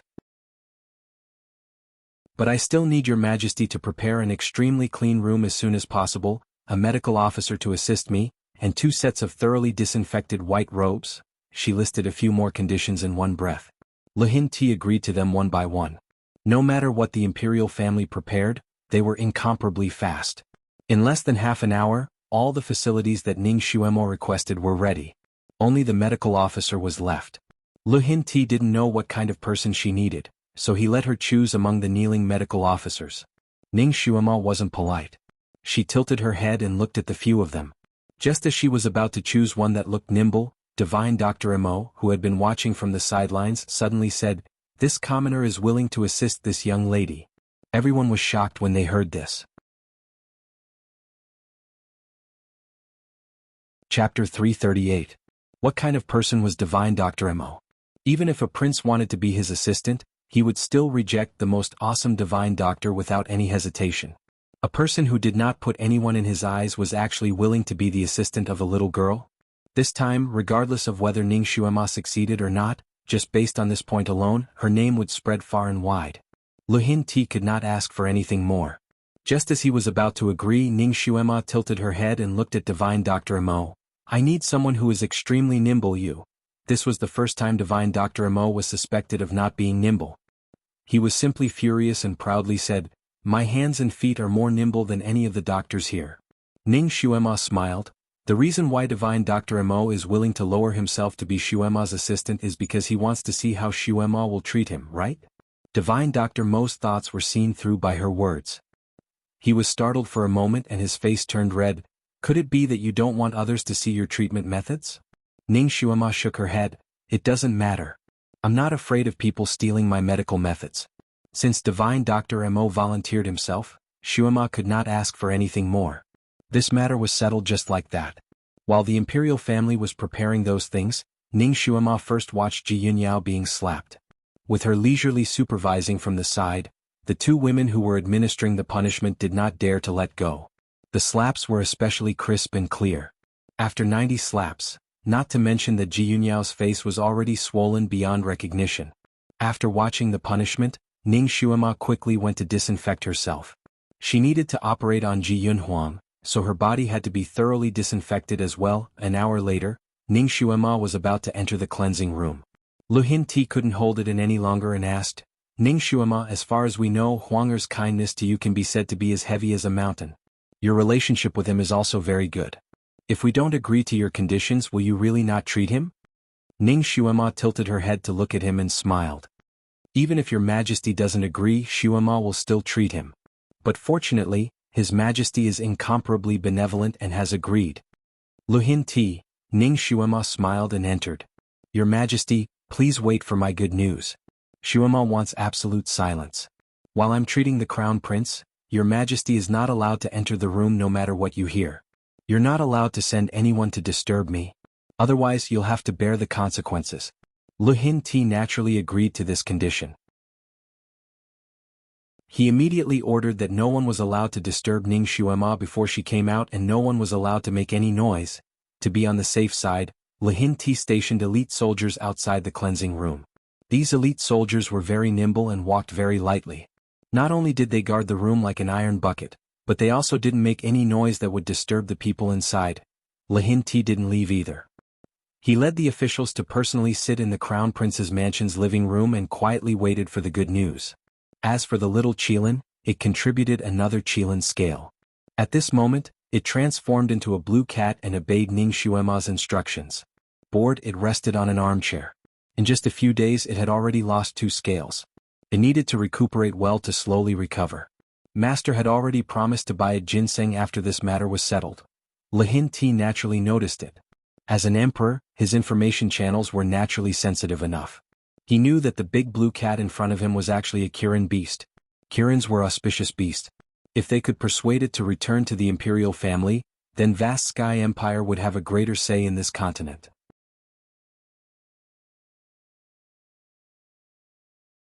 Chapter 339. If they wanted to unify the country in the future, they could use it to rally the people of other countries. Kirin, how do you know Shuema? Lu Hin-ti began to chat with it. Kirin yawned lazily. It was a rather proud mythological beast. Other than its master and, who was it again? Kirin felt that it seemed to know someone, but it couldn't remember at the moment. It seemed that some part of its memory had been erased. Well, since it couldn't remember, it wouldn't think about it. Anyway, it only listened to its little master. As for other people, it couldn't be bothered. Therefore, it didn't even bother to open its eyes. It continued to bury its head and rest. Lu Hin-ti was rebuffed. Hey Kirin, His Majesty is the true dragon, the son of heaven. Even if you're a mythological beast, you still have to listen to the words of the true dragon, the son of heaven. An official couldn't help but speak up. The true dragon, the son of heaven? The whiskers on the side of the little blue cat's mouth curled up. It was just a title that the human emperor gave himself. Did it really think that he was a dragon? Dragons were noble mythological beasts. They didn't want to be the emperor of the human world. Besides, Kirins and dragons were on par. Even a true dragon couldn't be above a Kirin, let alone a dragon that humans gave themselves. At most, the emperors of the human world had the aura of a dragon bestowed by the heavens.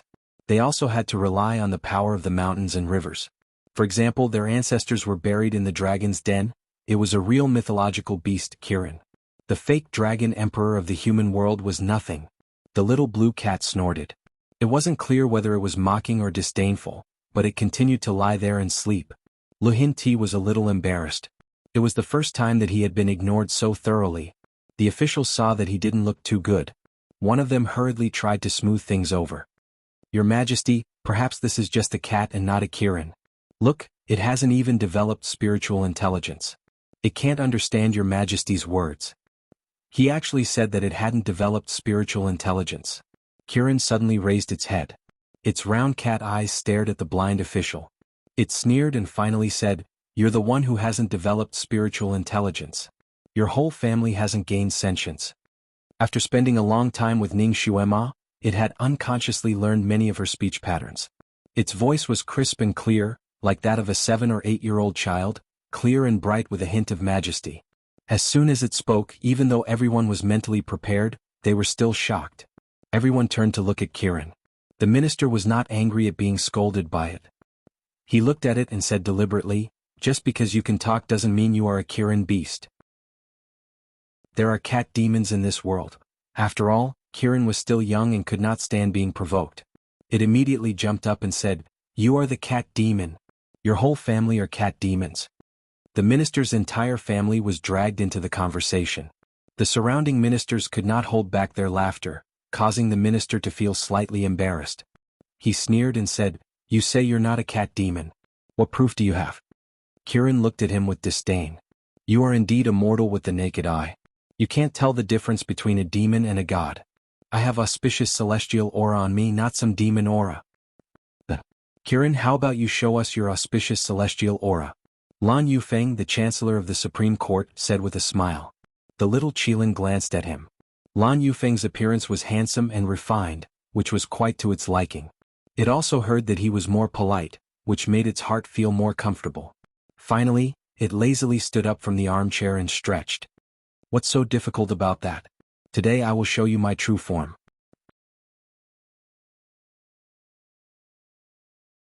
Chapter 340. It jumped lightly onto the ground and a blue light flashed like a wave.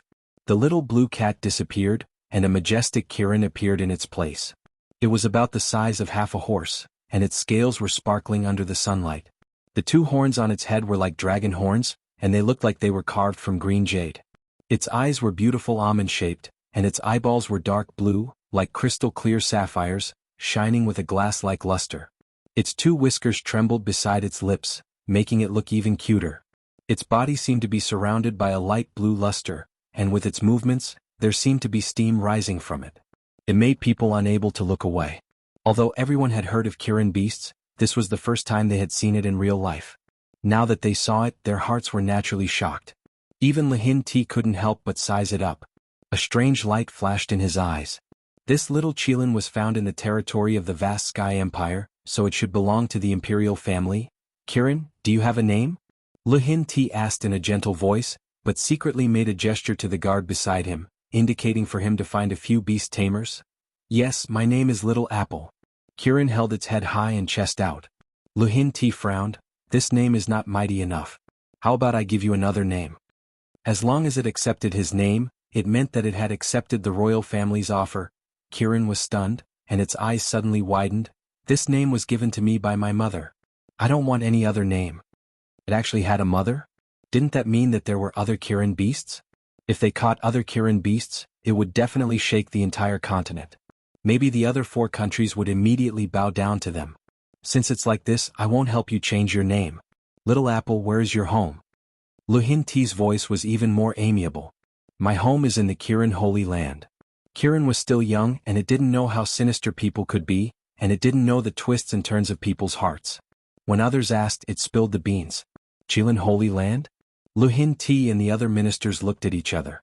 This was the first time they had heard of this place. I wonder how many Qilins there are in this place? Your family must be quite big, right? Lu Hin-ti asked patiently. Of course, Kirin is a big family. There are several thousand of them. Kirin was proud, but a hint of sadness flashed through his eyes. It was a little homesick. Although the other Qilins in the family didn't treat it well, that place was its hometown after all. There were actually several thousand Qilins. Everyone's eyes lit up. Little Apple, do you miss home? If there's a chance, I'll send someone to send you home, okay? Lu Hin-ti didn't want to directly ask Kirin where the Holy Land of Kirin was. He was afraid that it would arouse the little guy's suspicion, so he asked in a roundabout way. As long as the little fellow agreed, would he be afraid that he wouldn't be able to find the Qilin Holy Land if he followed it? No need. Kirin turned back into a blue cat and nestled in the armchair. It looked lazy. I'll bring Master back in the future. It was almost like it was chased out. Even if it wanted to go back, it would have to wait until it was strong enough. It would be considered returning home in glory, and it didn't want to go back with its tail between its legs. The ministers looked at each other. It seemed that this Kirin wasn't so easy to deal with. At this time, everyone could see that Kirin's intelligence was equivalent to that of an 8 or 9-year-old child. Chapter 341. Although it was a little cautious, it was still not enough. Perhaps they could take a detour. Little Apple, I heard that even the chef in your little master's residence has run away. Are you hungry? Why don't you come to my palace and stay for a few days? My palace has everything you need. You can eat anything you want. Lu Hin-ti began to coax it. Kirin's eyes lit up, but then it shook its head. No need. Master will take me to eat a lot of delicious food. I won't eat in the residence. These days, Ning Xuema took it to many restaurants. It ate a lot of delicious snacks and felt quite satisfied. How can the food outside compare to the food in the palace? The best chefs and the best food can't be eaten outside. Little Apple, why don't you go to the palace and have a look? The minister next to them also chimed in. Kirin was indeed a little tempted, but it was a little afraid of strangers. Besides, it was a mythical beast and didn't want to have too much contact with humans. It tilted its head and thought for a while, as if it suddenly thought of something. Its eyes lit up. Emperor, if my master cures your son, you will be greatly indebted to her. You should at least treat her to a meal, right? Lu Hin-ti. Of course. Yes, that's it. Then, in order to thank her, you will definitely ask the chefs in the palace to cook the best food. Then I will go with my master. It was still the smartest to think of such a good idea. The little Qilin smiled and narrowed its eyes. Lu Xian Emperor was speechless. Unexpectedly, he was stumped by Little Apple's words. He coughed and said, Little Apple, the delicious food and fun things in the Imperial Palace can't be eaten in one day. Even if your master brought you into the Imperial Palace, you could only stay for half a day. Kirin was actually not very interested in fun things. It preferred to eat. It thought for a while and finally came up with another idea. Emperor, my master has been so kind to you. You should reward her with a lot of delicious food, right? Why don't you ask the chefs to cook all the delicious food? Little Apple, there are too many good things to eat. Even if the imperial chef made all of them, you wouldn't be able to finish them all. The minister at the side chimed in. If we can't finish it, we can pack it up. Kirin tilted its head. This was a new term that it had learned from Ning Xuema.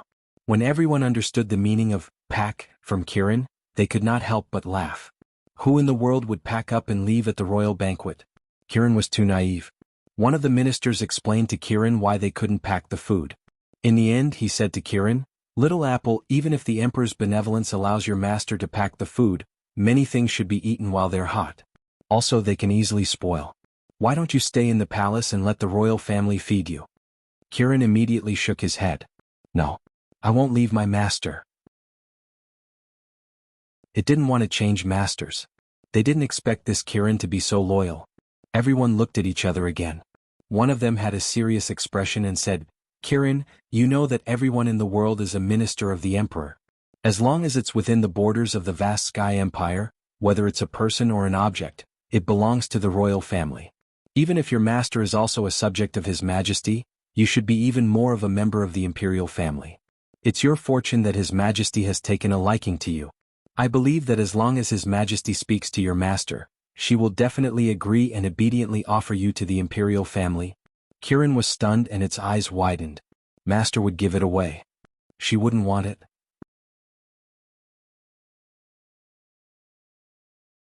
Chapter 342. Of course not. Master won't abandon me. Kirin's voice became sharp. I have a blood contract with Master. She won't abandon me. She won't give me away. Blood contract. There was no lack of knowledgeable officials who knew the conditions for establishing a blood contract. It must be presided over by someone whose psychokinesis has reached the heaven realm. In this continent, the only person whose psychokinesis has reached the heaven realm was the ancestor. Could it be the ancestor? That official asked Lihin Ti. Lihin Ti frowned and shook his head. When Ning Xuema entered the mountain, the ancestor was a guest in the palace. He didn't go out at all. It's impossible for him to come to Heavenly Book Mountain. Who else could it be? Could there be someone whose psychokinesis has reached the heaven realm in this world? Since this person was willing to establish a blood contract between Ning Xuema and Kirin, it was obvious that he saw Ning Xuema in a new light. Who could it be? Countless questions and possibilities flashed through everyone's minds. Naturally, there were also countless guesses. If such a person suddenly appeared in Heavenly Book Mountain, what kind of change would it bring to Jianghu country? They began to ask Kirin about that person's appearance and name. However, Kirin was even more confused than them. She said that she had already forgotten who that person was. She only remembered that she and her little master had established a blood contract under that person's supervision. Kirin's memories were erased. That Ning Xuema might also be the same. Obviously, that person didn't want to reveal their true identity. What was this person's goal? Everyone's mood became heavier. It was as if there was an invisible knife hanging over their heads.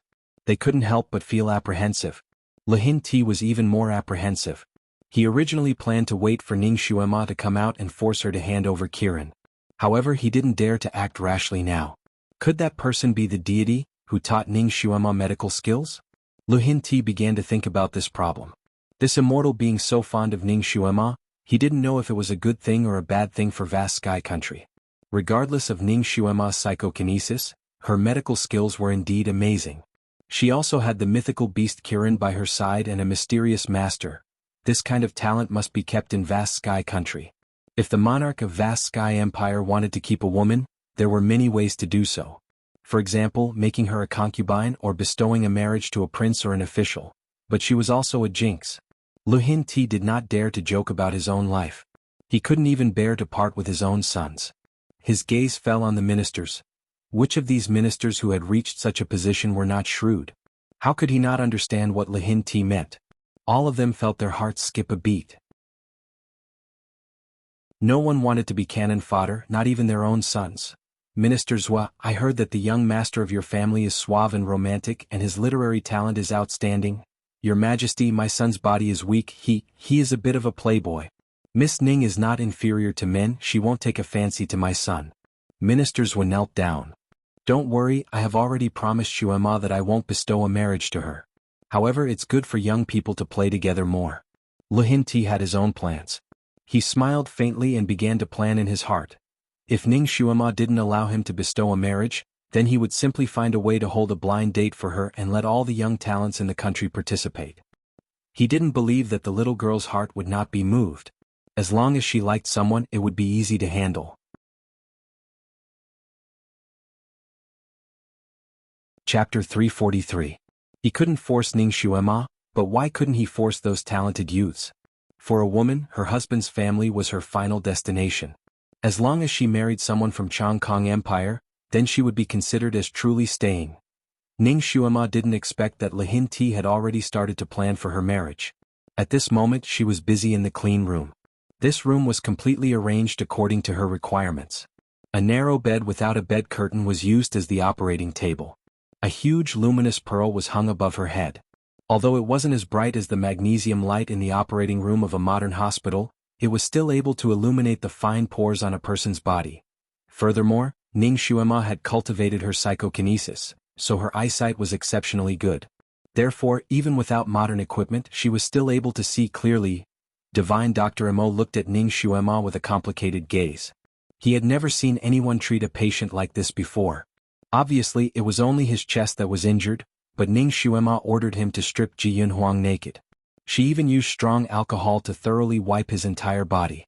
After that, she covered the crown prince's lower body with a piece of white cloth, which finally covered some of the spring scenery. When he was doing all this for the crown prince, she didn't retreat out of embarrassment. Instead, she frequently asked him to wipe the places that he hadn't wiped yet, fearing that even a little bit would be left out. Throughout the entire process, her expression was calm. The crown prince's well-built body didn't cause any fluctuations in her emotions. The way she looked at the crown prince was like a doctor looking at a patient. When all the preparations were done, Ning Xuema then approached the small bed. She stretched out her finger and pressed on the already unconscious Ji Yunhuang's acupuncture point. Then she picked up a shiny knife and scissors. Without even blinking, she cut open Ji Yunhuang's chest. Even the experienced and knowledgeable divine Dr. Mo was shocked by this scene. He forced himself to not open his mouth to ask. Ning Xuema had instructed him in advance that while she was treating Ji Yunhuang, he was not allowed to speak and only listen to her instructions. Both of them were wearing snow-white masks sewn by the emperor according to Ning Xuema's request. Divine Dr. Mo looked at Ning Xuema, who only revealed a pair of large eyes, and had a misconception that this girl was actually not human. Heart surgery was extremely difficult to perform. Fortunately, Ning Xuema had done a few cases in her previous life. Although the equipment here was a little shabby, she could find something else to replace it. Furthermore, she possessed the healing psychokinesis, so she could stop the bleeding in time and raise Ji Yunhuang's vitality in time. Furthermore, Ji Yunhuang's body was strong and his vitality was strong. This surgery was daunting but not dangerous. Ji Yunhuang was unconscious the entire time. He lay there motionless like a zombie, saving Ning Xuema a lot of trouble. Unknowingly, 3 hours had passed and the surgery was finally coming to an end. Ning Xuema began to carefully sew up layer by layer. When she sewed up the outermost layer of the epidermis, the unconscious Ji Yunhuang's fingers suddenly moved. His thin lips opened and closed as he spat out 2 words, Xuema. Although these 2 words were very vague, Ning Xuema could still hear them clearly. Her finger paused and was almost pricked by the thin silver needle. Divine Dr. Mo's hand was as fast as lightning. He tapped on Ji Yunhuang's body and the awakened Ji Yunhuang fainted again. Ning Xuema glanced at Divine Dr. Mo. He can't wake up right now. Divine Dr. Mo explained. Ning Xuema nodded slightly. It seemed like this Divine Dr. Mo was not someone who could see through things easily.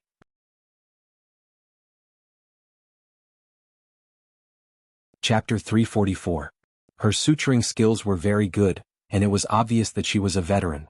Divine Dr. Mo looked at her with a complicated gaze. This kind of medical skill was not something that could be found in this era. Moreover, her technique was very experienced, so it was obvious that this was not her first time performing this kind of surgery. Could it be that she was self-taught since she was born?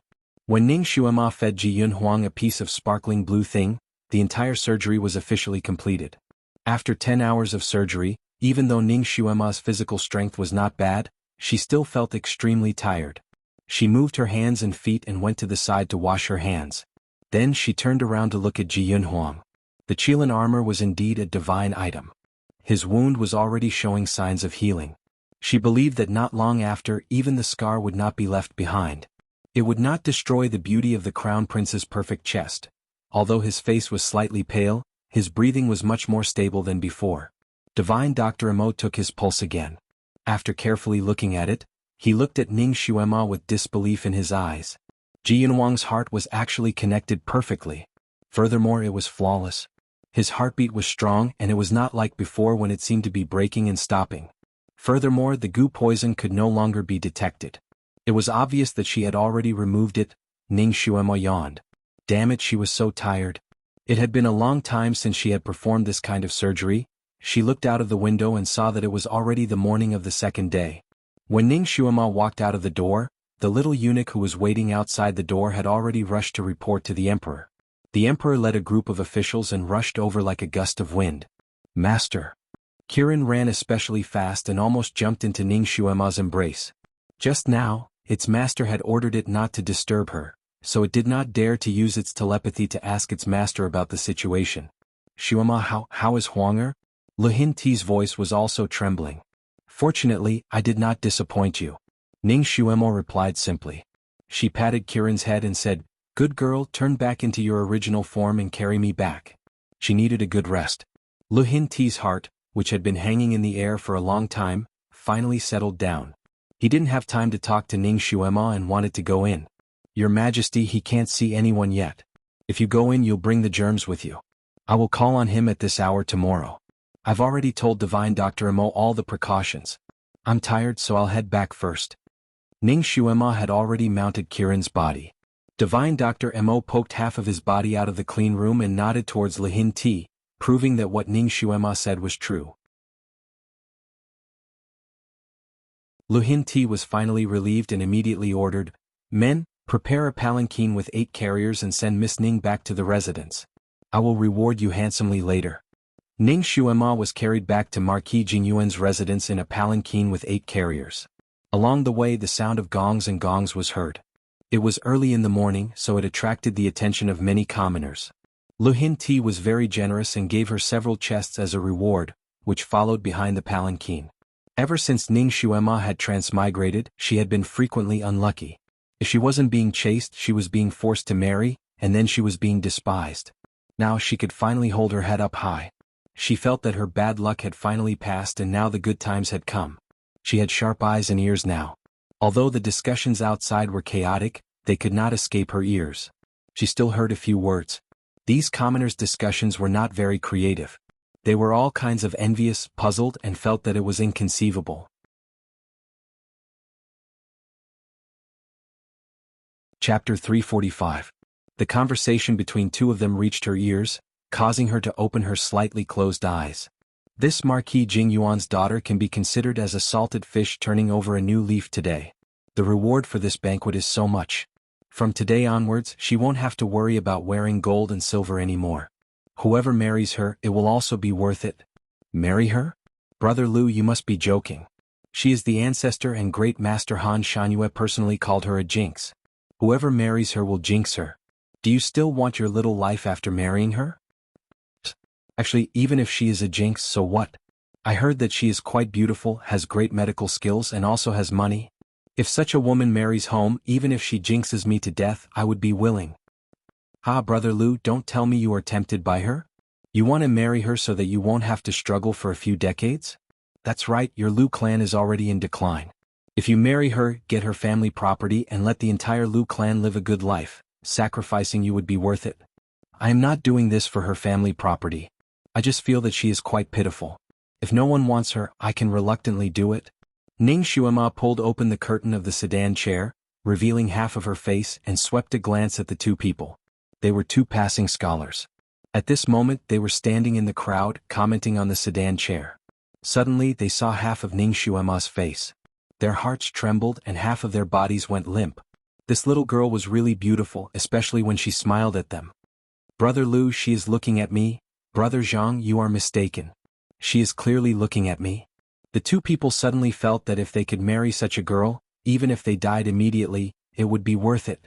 The two people returned Ning Xuema's smile one after another. Ning Xuema stretched out her snow-white jade-like hand, and lightly flicked her fingertips.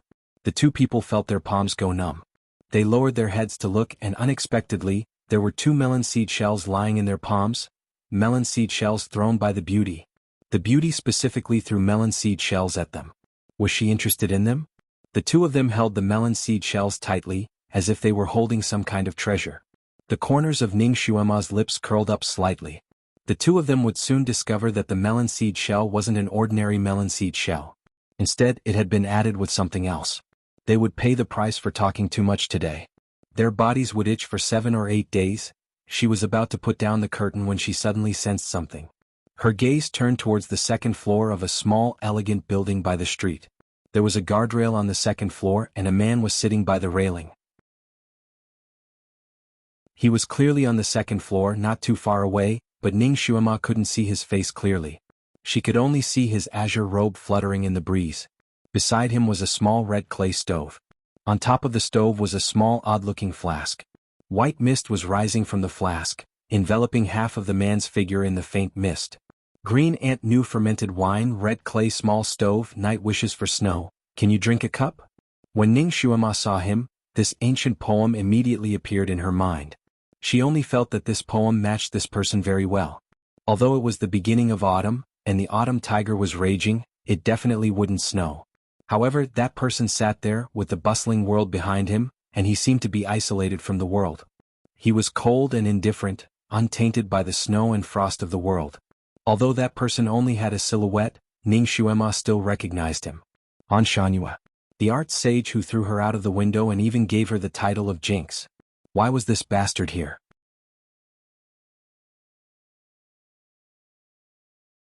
Chapter 346. Strange, wherever he appeared there would always be a crowd. How come no one noticed him this time when he was just sitting there? Looking at his carefree appearance, it didn't seem like he was in a busy city, but more like he was in a spiritual mountain. Ning Xuema couldn't help but look at him a few more times. In her heart, she didn't have any thoughts of revenge. This person's martial arts were too unpredictable. With her current ability, provoking him would be seeking death. Han Shanhua seemed to have sensed something. He turned his head slightly and looked at her. Their gazes collided in the middle of this bustling street. Ning Xuema's hair stood on end and a chill ran down her spine. She couldn't help but shiver. She couldn't see his eyes clearly, but strangely she could feel his gaze on her. His invisible gaze swept over her body. His gaze felt like it was being soaked in ice water. So cold. This person's gaze gave her the same feeling as when the ancestor looked at her that day. Ning Xuema's heart skipped a beat. She didn't want to have anything to do with this person. She put down the curtain and sat down to meditate. Master, I saw Han Shanhua who called you a jinx. Kirin's voice sounded in her heart. Don't pay attention to him. Ning Xuema ordered. She and Han Shanhua weren't from the same world. She wouldn't provoke him if she could. The sedan arrived at the entrance of the residence. Old Zhong was waiting at the entrance. When he saw Ning Xuema get off the sedan, he hurriedly welcomed her. Master. His little master was finally back. He had been worried for the whole day. Ning Xuema nodded. Her gaze suddenly fell on the person behind Uncle Zhong. He was 14 or 15 years old. He had a baby face. His body was tall and straight like bamboo. His temperament was cold. There was a broken sword hanging from his waist. This was the person she saved in Tianshu Mountain. He is? Ning Xuema asked. Uncle Zhong couldn't hide his joy. Master, he is this old servant's new bodyguard. His martial arts are not bad.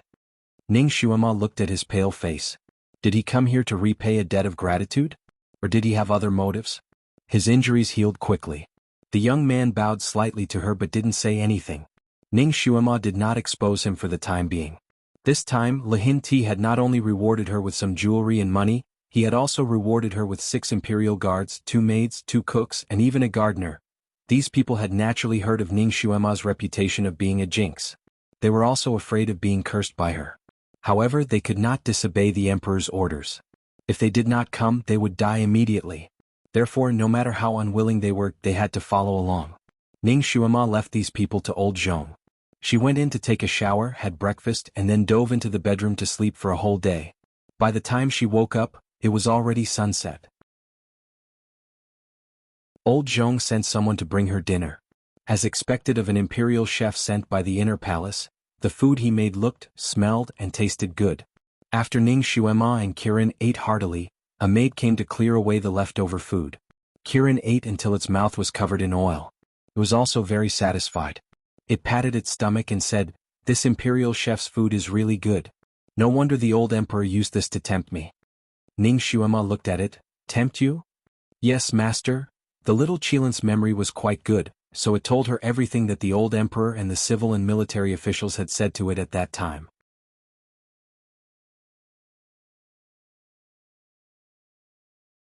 Chapter 347. Ning Xuema sneered in her heart. It seemed that Lihin Ti had taken a fancy to Kirin again. He had almost taken Kirin's family property.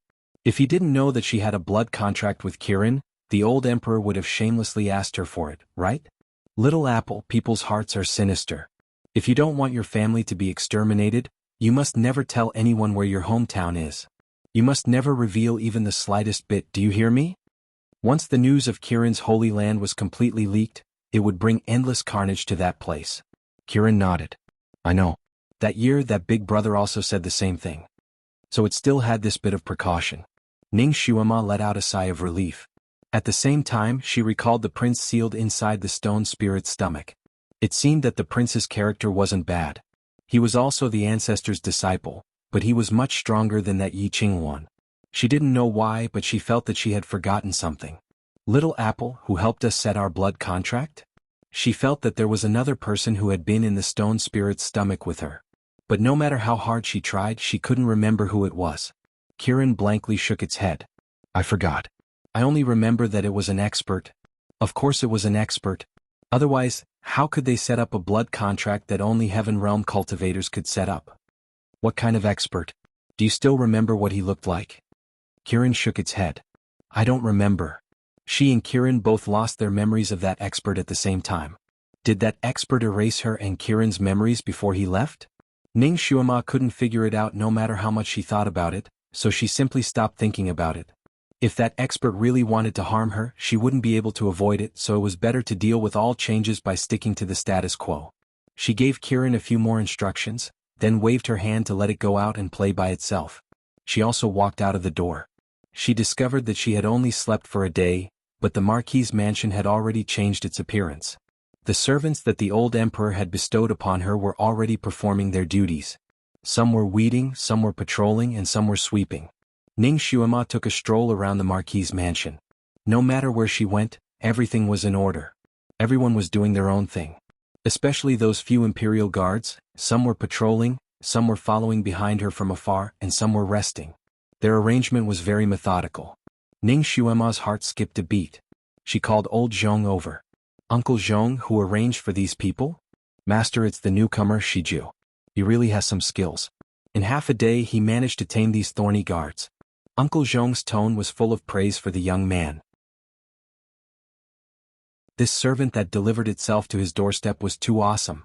Although these imperial bodyguards were not top-notch experts, their martial arts skills were not low.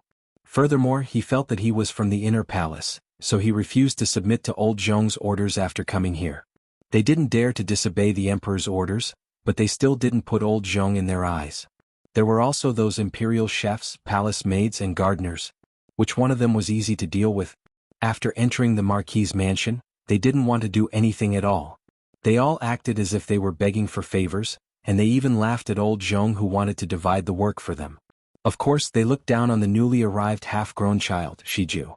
In the end, Shiju challenged the most arrogant and unruly imperial bodyguard. He beat that imperial bodyguard up 4 or 5 times in a row and finally convinced him. Thus, many of the thorny guards became well-behaved and obediently followed the orders.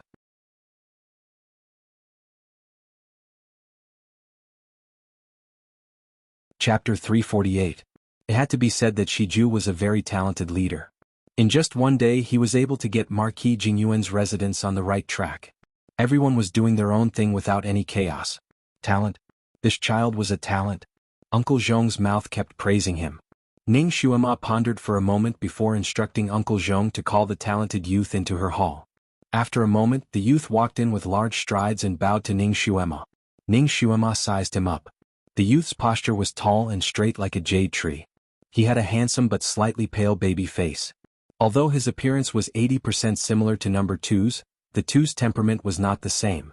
Number 2 was calm and straightforward, but this youth was like a smooth and insightful sword.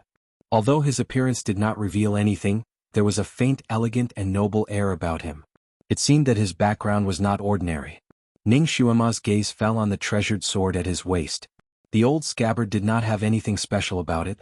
Even the treasured sword of a random warrior on the street looked much more expensive than this one. Number 2's nickname was Stone, a very common name. And this youth was called Shiju, a rather elegant and imposing name. Could it be that they were not related by blood? How did you find this place? Ning Xuema bluntly asked. As long as I have the heart, it is not difficult to find you. Shiju's voice was very calm. The youth was 14 or 15 years old and his voice was in the stage of puberty. It was slightly hoarse and not very clear. Why are you looking for me? Ning Xuemo raised her eyebrows. The youth was silent for a moment before replying with 2 words, to repay a debt of gratitude. I already said at that time that saving you was just a matter of convenience. There is no need for you to repay me. Whether you need it or not is your business. If I want to repay you, that is my business. I don't like to owe people favors. The youth replied straightforwardly. Ning Xuema looked at him again. Since you found me, you should have heard about me. I am a jinx and will jinx the people around me. Aren't you afraid of being jinxed by me? There is no such thing as fortune-telling. Moreover, if it were not for you, I would have died long ago. What jinx would I be afraid of? Well, it was rare to meet someone who was not afraid of her. Can you tell me about your family background? My Marquis Jingyuan's mansion does not accept people of unknown origins. Ning Xuema was still somewhat curious about his identity. The young man was silent for a moment before he said, "Forgive me for being unable to speak of my family background. However, I can guarantee that my family background is absolutely clean and I will not harm you in any way." Alright, since it was something that was hard to say, she wouldn't pursue the matter any further. She didn't really care if this young man had ulterior motives for staying by her side. After all, there were many people around her who had ulterior motives for her, so it didn't matter if he was one more. What's more, this young man's eyes were calm and pure. He didn't look like a cunning person. On this point, Ning Xuema believed that she had some ability to judge people. It was not easy to make a mistake. From today onwards, you will be my personal bodyguard. You will be wherever I am. Ning Xuema decided to keep him by her side for observation. All right. The young man responded. He didn't say anything else as he turned around and left. The corners of Ning Xuema's lips slightly rose.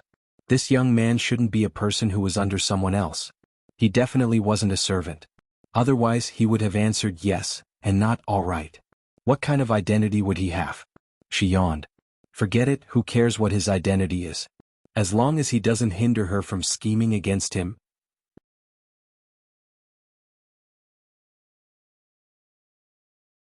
Chapter 349. In the blink of an eye, half a month had passed. During this half a month, Ning Xuema lived quite comfortably. In order to win her over, Lihin Ti specially let her inherit the title of Marquis Jingyuan. This was the first time a woman was conferred the title of Marquis in Chongkong country. Naturally, it caused a lot of discussion among the people. If this was in the modern era, it would be the same as her being on the entertainment headlines, becoming the topic of conversation after meals. More and more people wandered around her residence, wanting to see this legendary figure. These days, Marquis Jingyuan's residence was very peaceful. Those imperial bodyguards, palace maids, cooks, each and every one of them was living a healthy life, without any signs of being a jinx. In the beginning, every time Ning Xuema went out, the people who were afraid of being tainted by her bad luck would avoid her. It was even more effective than the officials sounding the gong to clear the way. But later on, when people saw that the people in Marquis Jingyuan's residence did not have any abnormalities, and even the senile chief steward became more energetic as he lived, they felt that Ning Xuema's heavenly jinx ability to jinx people was not that high, and was not that scary. Gradually they stopped avoiding her. Half a month later, Ji Yunhuang's injuries were already half healed, and he could finally get out of bed and walk. Ignoring the eunuchs and imperial bodyguards who tried to stop him, he sat in a sedan chair and personally went to Marquis Jingyuan's residence to express his thanks and congratulate Ning Xuema on being conferred the title of Marquis. In order to receive this crown prince, Marquis Jingyuan's residence naturally became lively again. Ning Xuema had just come out of the training room when she heard that Ji Yunhuang had come to visit, so she immediately went out to meet him. "Your Highness, it is not suitable for you to walk around right now," Ning Xuema said as soon as she saw Ji Yunhuang, while sizing up his complexion. She could not help but say that the imperial family took good care of him. In just half a month, Ji Yunhuang no longer needed anyone to support him. Other than his complexion being a little pale and his body being a little thin, there was not much of a sickly appearance. Standing there, he was elegant and handsome, with a noble and elegant bearing. That faint sickly appearance added a sense of beauty to him. His complexion looked good. It seemed that his injuries had healed much faster than she had imagined. "Xuema, you never came to see me, so I came to see you." Ji Yunhuang looked at her with a smile, and there seemed to be waves of light surging in his eyes. Ning Xuema coughed. "Your Highness, you know that I'm a jinx. Your Highness is still sick. I don't want to jinx you. Life and death are decreed by fate, I don't care about this." Ji Yunhuang sighed as he stared at her. If it weren't for you, I would have died half a month ago. His gaze was like water, faintly flowing with affection. Ning Xuema felt her hair stand on end from his gaze. She smiled. Your Highness naturally won't mind, but I'm afraid that other people will. After chatting with Ji Yunhuang for a while, she began to chase him away. That's enough. Your Highness's current condition is not suitable for you to run around and work so hard. It's better for you to return and recuperate. Lei Lu, help His Highness the Crown Prince back. Without any explanation, he sent Ji Yunhuang away. The news of His Highness the Crown Prince personally coming to express his gratitude spread like wildfire in the capital. As a result, people felt even more strongly that Ning Xuema's ability as a jinx was actually quite lacking. From the start, she wasn't that scary. Ning Xuema discovered that among the idle people strolling around her residence, there were a few young men who were trying to flirt with her. These people undoubtedly wanted to have a romantic encounter here, to have a chance encounter with a beautiful woman. However, every time Ning Xuema went out, there would be an expert by her side to protect her. Those people simply could not get close to her.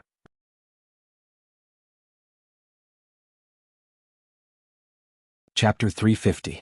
For example, right now, Ning Xuema was choosing a bracelet in a jewelry store. She took a fancy to a dark green bracelet and was about to take out her silver to pay for it. A hand reached out from the side and a flirtatious voice said, "Shopkeeper, this is the banknote. I'll buy this bracelet for this lady." Ning Xuema turned her head and saw a rather sturdy young man dressed in a flirtatious manner. He was waving a fan and looking at her with a smile. Ning Xuema tilted her head and asked, "Why are you paying for me? Beautiful jade is just right for a beauty. This bracelet is perfect for a lady." That man was dazzled by Ning Xuema's beautiful face and saw her innocent look. His heart felt like it was being scratched by a cat. He couldn't help but want to touch her. He held the bracelet in one hand and pulled Ning Xuema's hand with the other. Come, let me put it on for you." Before his wolf claws could touch the beauty's soft body, his body was lifted up. Before he could scream, his butt was kicked and he flew out of the store. With a bang, he fell flat on his face. He was dizzy and was about to get up when a foot stepped on his stomach. A handsome young man in green coldly looked at him and said, "She's not someone you can provoke. If you know what's good for you, get lost." That sturdy young man left dejectedly under the watchful eyes of the crowd. The other men who wanted to strike up a conversation with Ning Xuema couldn't help but shrink their necks. They retreated and didn't dare to show their faces again. Ning Xuema walked out and glanced at the crowd who didn't dare to come closer. She shook her head lightly and said half-jokingly, "Shijue, you've chased away all my suitors. You know, it's not easy for a lone star to meet a suitor." Shijue was expressionless and only said, "They're not worthy of you." Ning Xuema sighed. "I'm afraid I won't be able to get married if I have such a fierce man by my side." She was just casually saying it. After she finished speaking, she took 2 steps forward but did not see Shiju following her. She curiously turned her head and saw him standing there, looking at her with his lips slightly pursed. "What happened? You won't be unable to get married." Shijua's voice was light but powerful. He added, "I can marry you." Ning Xuema staggered and laughed. "That's good. If I can't get married in the future, I'll marry you." He casually made a joke and turned around to walk forward. Shijue stood on the long street and looked at her back with a complicated gaze. He actually blurted out those words, but a strange feeling rose in his heart after he said it. While he was distracted, Ning Xuema had already walked far away. He was about to rush over when he suddenly sensed something and turned his head to look at a pavilion on the side of the street. A young man stood in the pavilion. His hair was as black as ink and he was wearing a wide robe with large sleeves. There was a painting of mountains and rivers on his sky-blue robe. As the breeze blew, there seemed to be clouds and mist flowing between the mountains and rivers. The strange thing was that the other party didn't wear a mask, but he couldn't see his face clearly. He only felt that the person was very handsome and his body seemed to be shrouded in clouds and mist. He didn't seem like a person of this world. In front of that person was a chessboard with chess pieces scattered all over it. It seemed like he was playing chess with someone. However, he couldn't see who was opposite him. It seemed like he was playing chess with himself. That person lightly glanced at him. Shiju suddenly quivered and shivered. This person's gaze was so cold. It wasn't an exaggeration to say that it was like 1,000 years of ice and snow. He was almost frozen on the spot.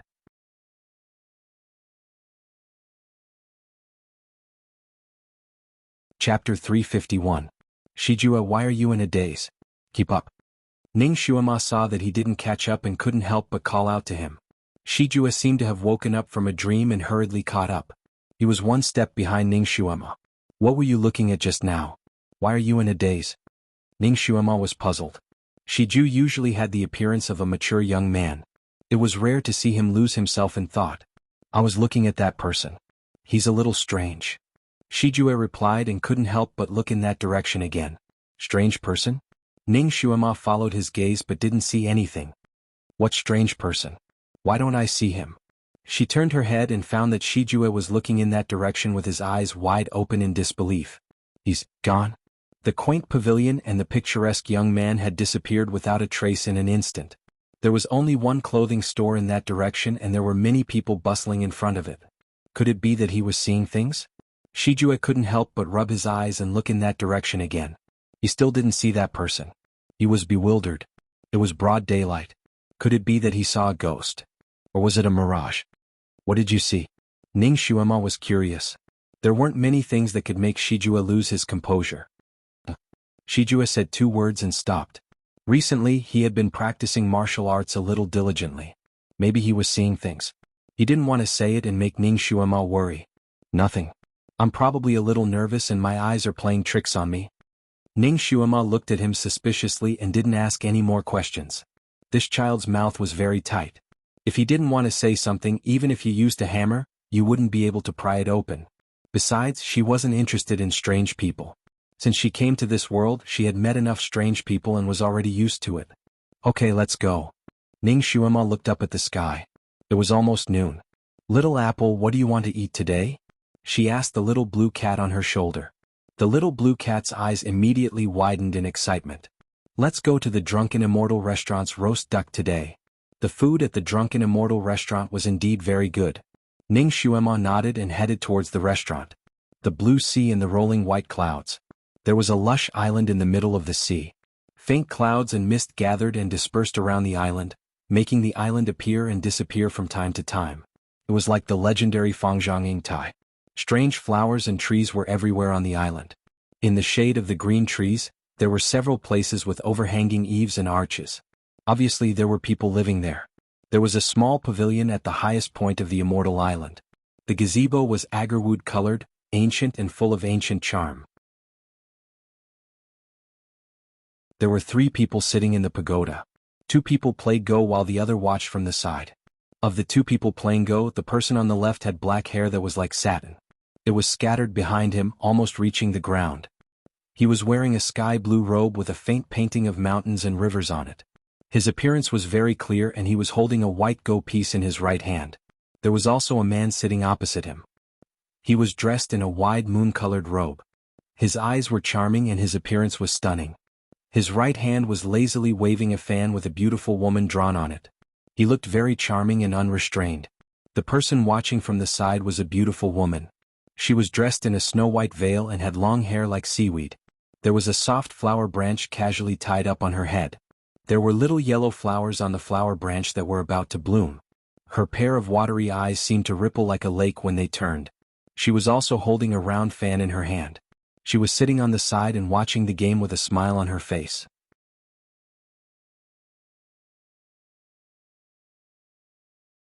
Chapter 352. Clouds swirled around their feet, making the 3 of them look like they were in a painting. Bang! A black piece fell and blocked a large number of white pieces. The man with the fan smiled proudly and said, "Dizwa, thank you for letting me win. I'm going to win this round."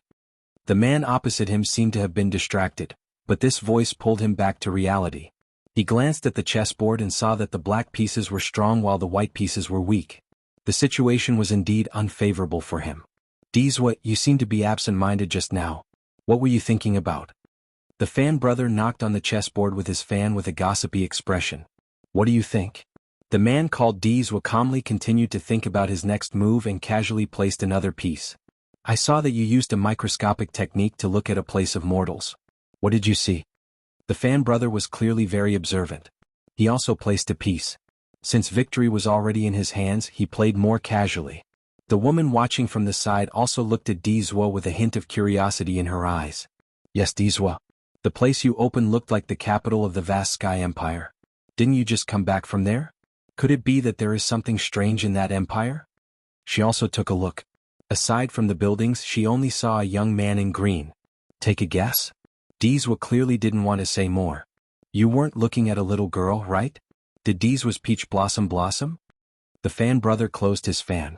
Brother Rongyu, don't make wild guesses. There was no woman in that place of mortals, but there was a young man. The woman retorted. The man called Brother Rongyu sized up the calm Dizwa and revealed a surprised expression. Are you kidding me? Dizwa actually took a fancy to a young man? Cut sleeve? Bang. The white piece fell and Dizwa's indifferent voice rang out. Even if you are cut sleeve, I am not cut sleeve. You lose. Brother Rongyu lowered his head and saw that the situation on the chessboard had taken a sharp turn. He had lost his territory and was unable to reverse the situation. Brother Rongyu was speechless. His heart ached as he watched the Emperor's throne leisurely pick up the jasper gourd and take away another one of his treasured immortal pills. Hey, this round doesn't count. You cheated and deliberately kept me in suspense to attract my attention. It doesn't count. Return the immortal pill to me first. Brother Rongyu extended his hand towards Dizwa.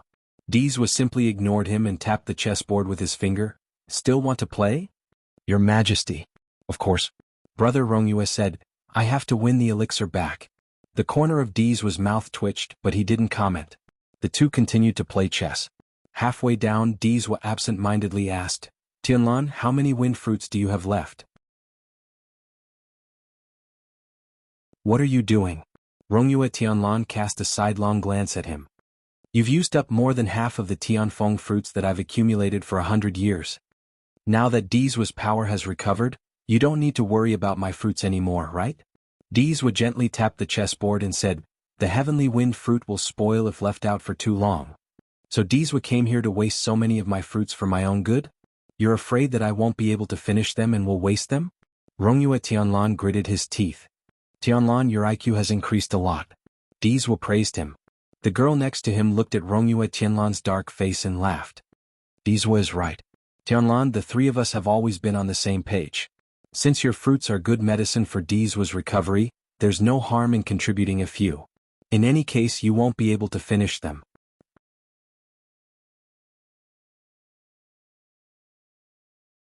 Chapter 353.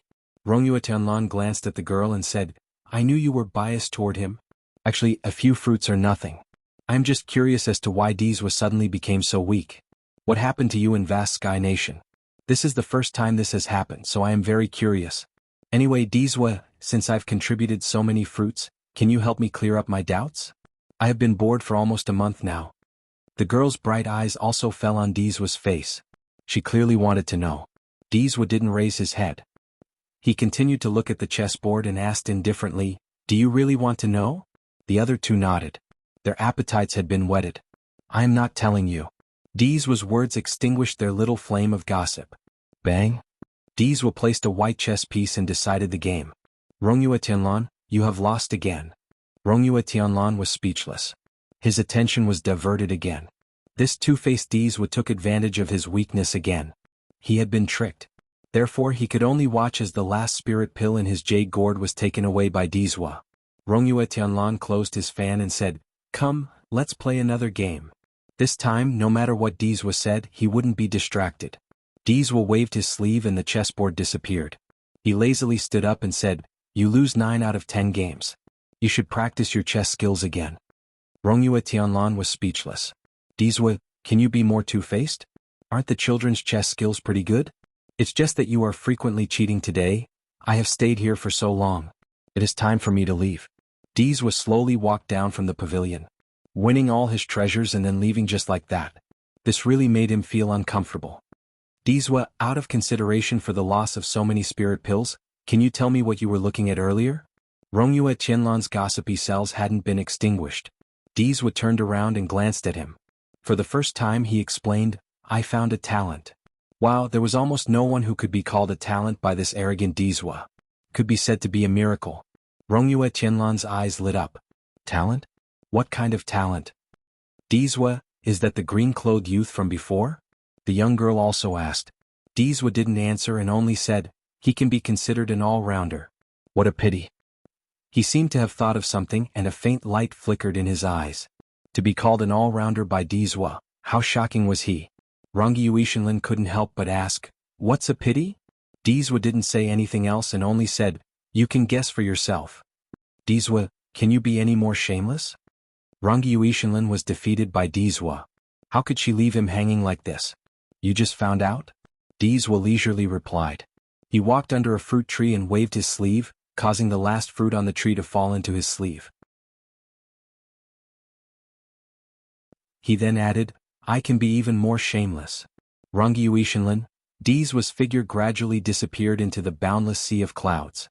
Rangi Yuishinlin couldn't help but shake his head.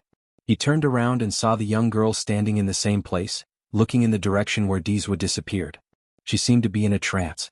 He gently tapped her shoulder with his folding fan. "Don't look. He has already left." Adding more to the monthly ticket.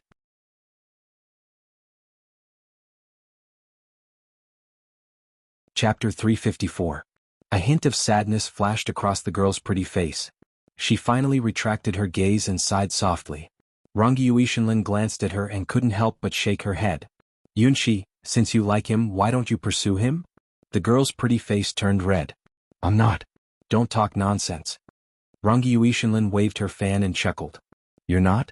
Yunshi, you can't hide your thoughts from me. Every time he comes you'll come. When he leaves you'll leave soon, right?" The blush on Yunshi's face deepened. She bit her cherry lips and glared at Rongyue Tianlan. "It seems that you have misunderstood. Didn't I come here once when he didn't come?" "Yes." Rangi Yuishinlin's voice dragged out with a hint of teasing. "You did come once. We've known each other for 1,000 years and met up hundreds of times. You came to me alone once." Yunshi was speechless. Rangi Yuishinlin waved her fan in front of her. "Yunshi, although the three of us have different statuses, we've always been friends. Since we're friends, you don't have to hide it from me." Yunshi lowered her head slightly and sighed softly. "Alright, you're right. It's really difficult to hide from the eyes of a 1,000-year-old love saint like you. Tell me, what should I do? If you can see my thoughts, he should know better, right?" However, he hasn't reacted at all. There was finally a hint of bitterness in her voice. Rangi Yuishinlin gently stroked her fan with her fingers. Dizwa has no feelings for women. It's hard to imagine what it's like for him to truly like a woman. Yes, he's like an iceberg, the uncivilized kind. Yunshi pursed her lips. "Actually, I really want to see what it's like for him to fall in love." Rangi Yuishinlin laughed. She then patted Yunshi's shoulder. "You can do it. You're the only woman close to him now. The pavilion closest to the water enjoys the moonlight first, do you understand? After all, there's no one else in his heart now." He seemed to have suddenly thought of something and tapped his fan against his palm. "Speaking of which, there aren't many people who can be praised as talents by him. He seems to be absent-minded these 2 days. Could it be that he's really moved by someone?" Yunshi's expression changed. "No. Just now, I saw that the Buddha mirror that he opened was mainly a young man. Are you sure it's a young man and not a woman dressed as a man?" "No. Although that young man is handsome, he is obviously a boy." Rongyu gently fanned himself. "That's good. Hopefully. Dizwa isn't a homosexual, Yunshi." A quiet room Ning Shuema was meditating and cultivating. After nearly a month of cultivation, the psychokinesis in her body had reached a higher level. Once her psychokinesis reached a certain level, she would be able to look inside her body while cultivating. When her psychokinesis reached the 4th level of the human step, she would be able to see the spiritual root in her dantian in her mind. Because Ning Shuema's dantian was like a bottomless pit and had the strange ability to absorb psychokinesis, she had experimented with storing her psychokinesis in other acupuncture points after much difficulty. Now, when she was meditating, she was finally able to see the spiritual root that she had cultivated through her inner vision. In a vast expanse of whiteness, 2 small sections of the spiritual root were faintly discernible. One was red and the other was green. The red section was only the size of a fingernail and its color was faint, like a small cluster of flames that could be extinguished at any time. The green section was slightly bigger. It was as thick and as tall as a pinky finger and dark green in color. It was very pleasing to look at.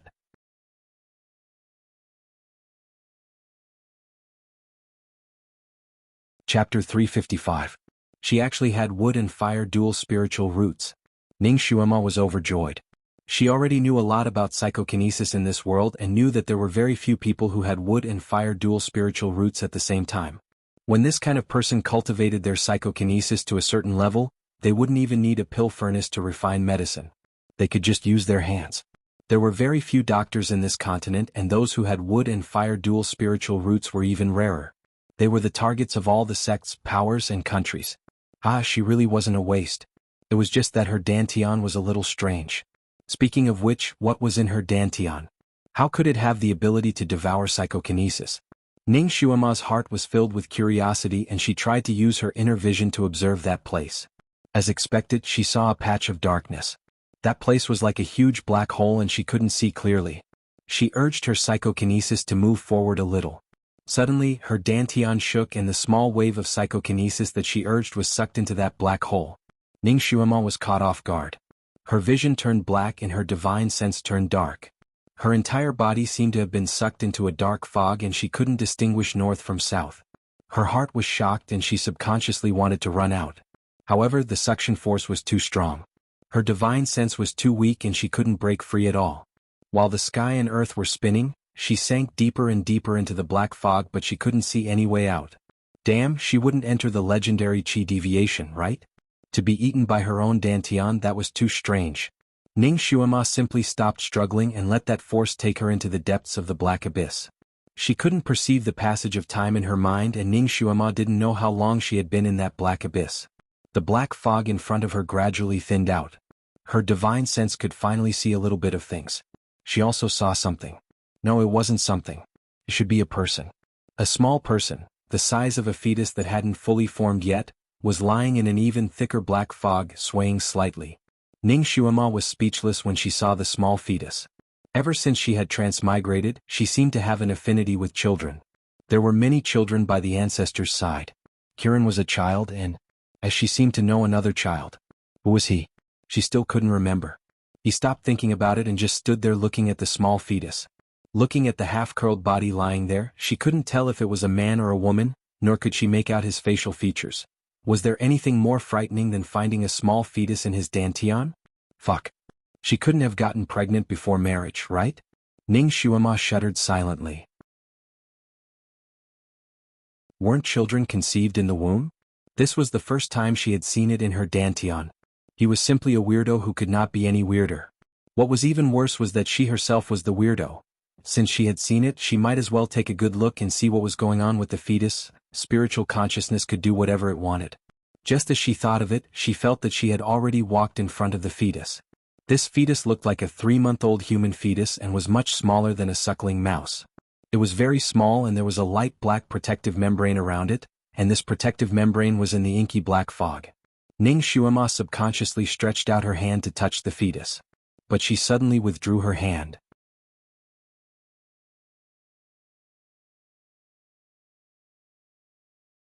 Chapter 356.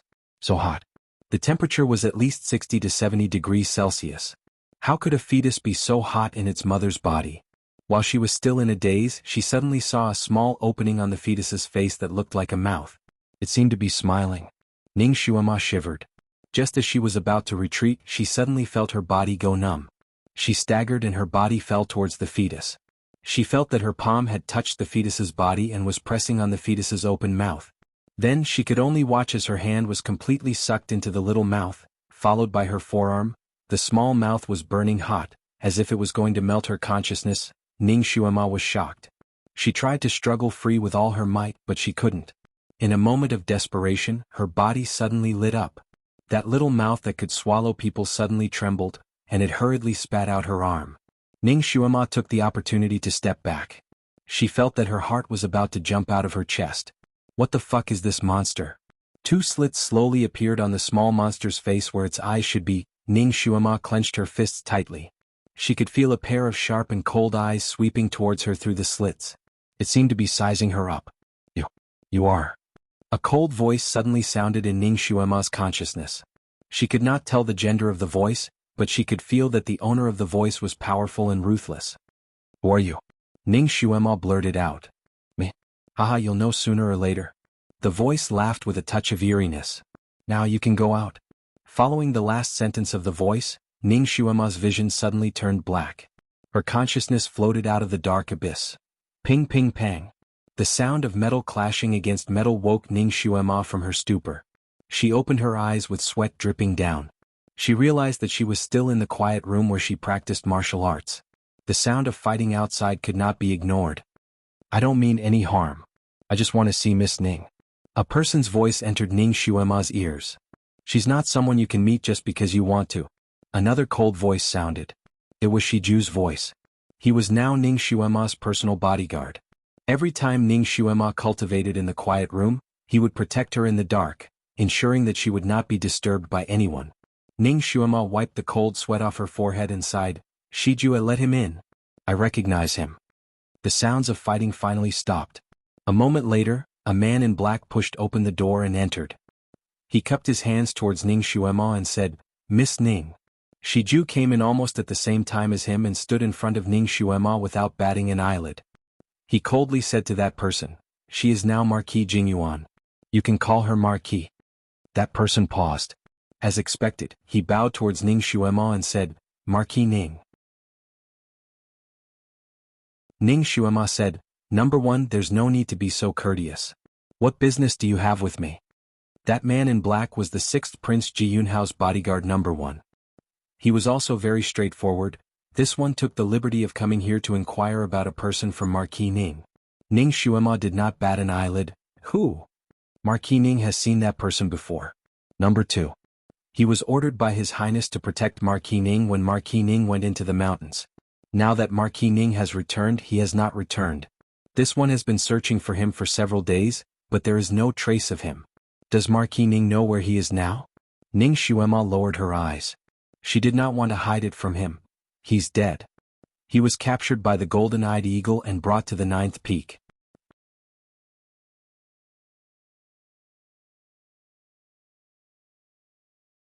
Chapter 357. Number 1's expression changed slightly. He had long suspected that Number 2 had met with misfortune, but he still held on to a sliver of hope. Now that he had received confirmation from Ning Xuema, his eyes darkened. Golden-eyed eagle? Why would the golden-eyed eagle capture him? Did you go to the 9th peak? You don't need to ask. Ning Xuema didn't want to tell him about her fortuitous encounter. When she thought of Number 2, her voice became gloomy. He's dead, it's true. I couldn't save him. Number 1's body swayed slightly, then he straightened up like a javelin. He cupped his hands towards Ning Xuema. Thank you for telling me, Marquis Ning. This matter. I'll investigate it further. I also hope that Marquis Ning won't tell the 6th prince that I came to disturb you. He turned to leave. So he came without telling Ji Yunhao. It seemed that his relationship with Number 2 wasn't shallow. You're Number 2's friend? Ning Xuema asked. He's my brother. Number 1 replied. His gaze suddenly fell on Shiju, who was standing at the side. Marquis Ning, can you tell me who he is? Who I am has nothing to do with you. Shiju replied coldly. Number 1's eyes darkened and he looked at him again. You actually look like my brother. It's just that, he's not as young as you. Shiju's voice was even colder. There are many people who look alike in this world. I've said it before, I have nothing to do with your brother. Whether or not you have anything to do with him, I'll investigate it myself. Number 1 threw down this sentence, then turned and flew away. It turned out that even though Number 2 didn't have any family, he had brothers who had been through life and death. Just like her and her brothers back then, Ning Xuema felt somewhat gratified. Every time she cultivated, she would sweat profusely, so she had to take a bath after she finished cultivating. Shiju, you can go and rest. Ning Xuema got up and walked out. You saved me back then because I looked like Number 2? Shiju's voice sounded behind her, slightly cold. That's part of the reason, Ning Xuema replied. She had tried her best to save him that day because of his face. If he didn't look like Number 2, would she make a move?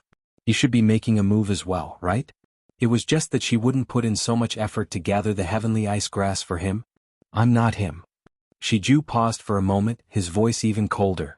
I know, that's why I'm using your face. Ning Xuema was half serious and half joking.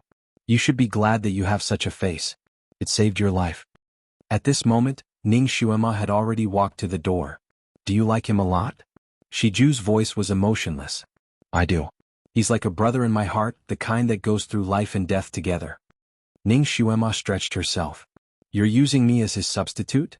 Shiju's voice sounded even worse. Ning Xuema finally looked back at him. You think too much. It didn't matter if he was a substitute or not.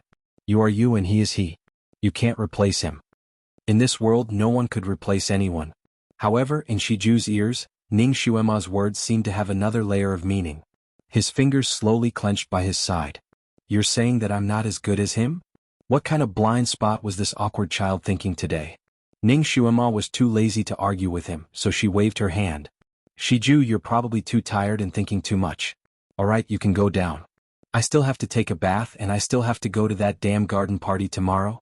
You still have to stay by my side. You have to be more energetic to give me face.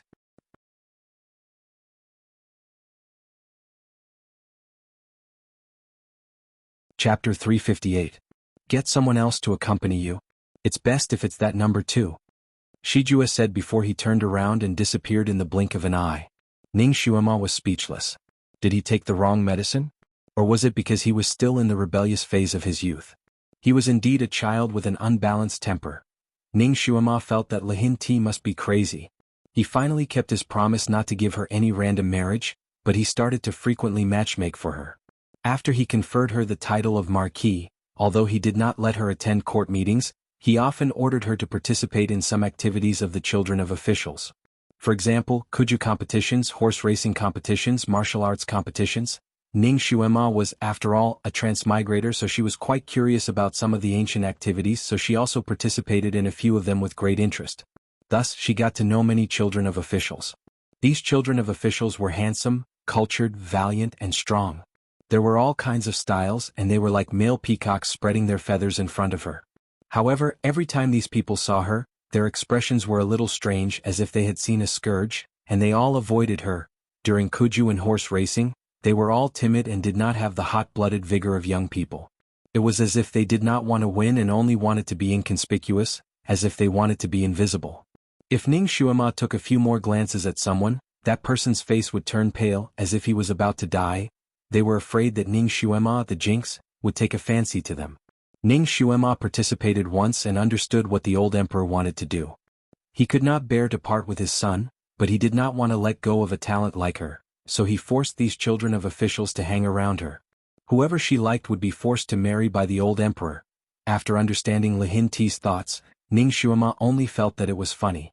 Her mischievous nature came up, so when she participated in such activities, she would look at whoever was the most afraid of her until they trembled like a weak chicken.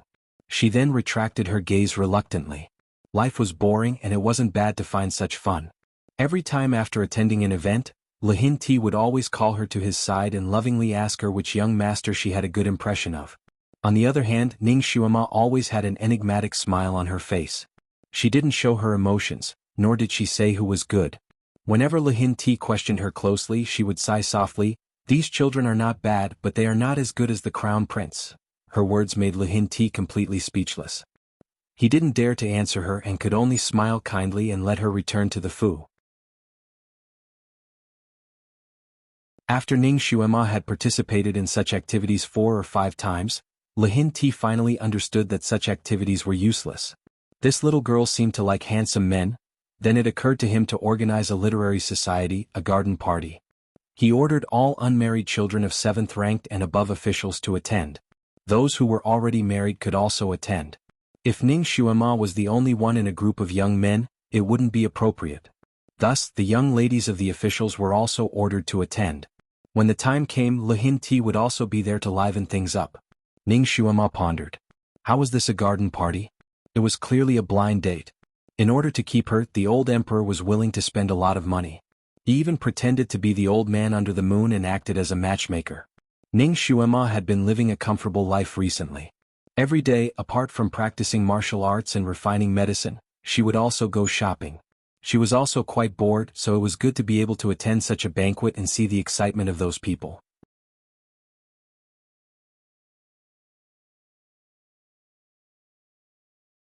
Chapter 359. Therefore, she didn't refuse and always gladly went when she received the old emperor's imperial edict. When the sun set, Ning Xuema dressed herself up beautifully and sat in the sedan chair that was specially prepared for Marquis Jingyuan. Before she left, she glanced into the residence. Shijue, who had always been by her side, didn't appear until now.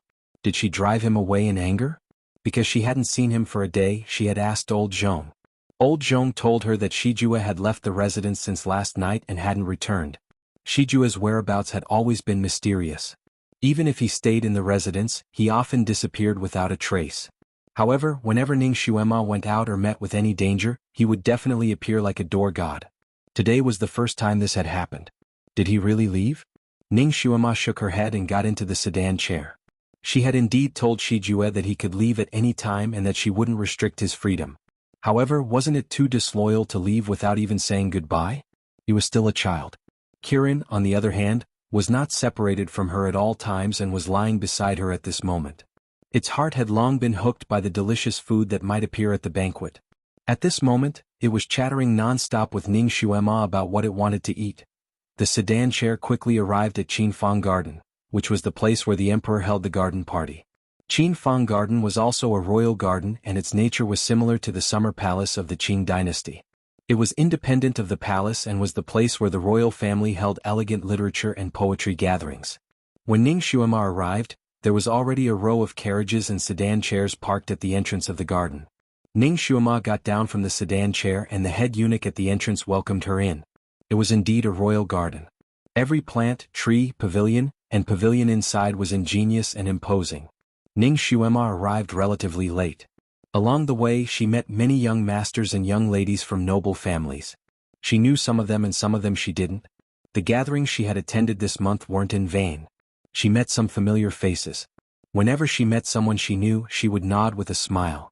Her etiquette was rather thorough. However, the other party was rather cautious when he saw her. He stood about 10 steps away from her and greeted her with an apologetic smile, looking like he would run away at any moment. Ning Xuema was already used to seeing them like this, so she didn't care. Leisurely and carefree he strolled inside. Since she had already been conferred the title of Marquis, the emperor naturally assigned her 8 palace maids to be her maids. This time she only brought 2 of them with her so that she could at least keep up appearances.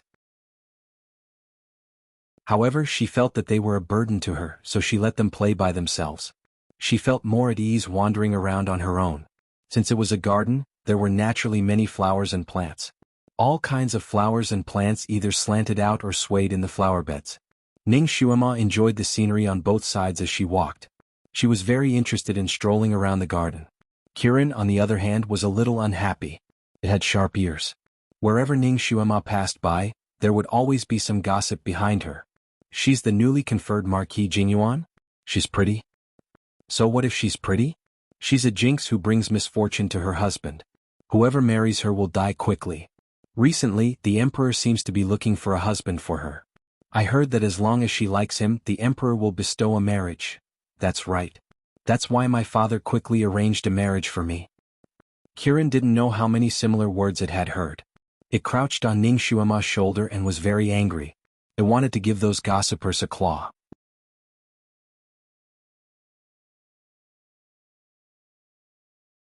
Chapter 360. They didn't know what was good for them and avoided its master like the plague. Its little master looked down on them.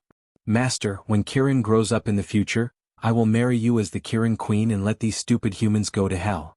Little Apple was indignant. Ning Xuema was sniffing a flower with her head lowered. When she heard its words, she laughed and patted its head. Let's talk about it when you grow up. Was the one who was chased out of the Kirin Holy Land the Kirin prince? This Kirin grew for 2,000 years and only grew to the size of a 7 or 8-year-old boy. When it became an adult, she would have reincarnated many times. Because it was autumn, the most blooming flowers in the garden were yellow, red, white, purple, and even green. There was a patch in the east and a cluster in the west, competing with each other in beauty and fragrance. Because the modern chrysanthemum had a special meaning, it led to fewer and fewer chrysanthemums being planted. Although Ning Xuema had seen a lot of chrysanthemums, it was the first time that she had seen such a complete variety of them. She was admiring along the way when a person suddenly rushed out from the small path and almost bumped into her. Ning Xuema nimbly retreated. That person staggered and stood still. He bowed to her. I'm sorry, I was reckless. It was a young man about 16 or 17 years old. He looked refined and handsome, elegant and graceful. He was wearing a good quality sky blue scholar's robe. It was obvious that he was a noble young master. It was the first time that he had met Ning Xuema. Ning Xuema shook her head. It's okay. She turned around and was about to leave. Thank you for your generosity, Mississippi. I was reckless. I don't know which family you are from. Can you give me the honor of traveling with you? That teenager's clear eyes focused on Ning Xuema. There was a trace of amazement in them. It was rare to meet someone who wasn't afraid of her. Ning Xuema looked at him with interest and asked, "Who is young master?" "My father is Imperial Tutor Lan. I haven't become an official yet." That teenager smiled.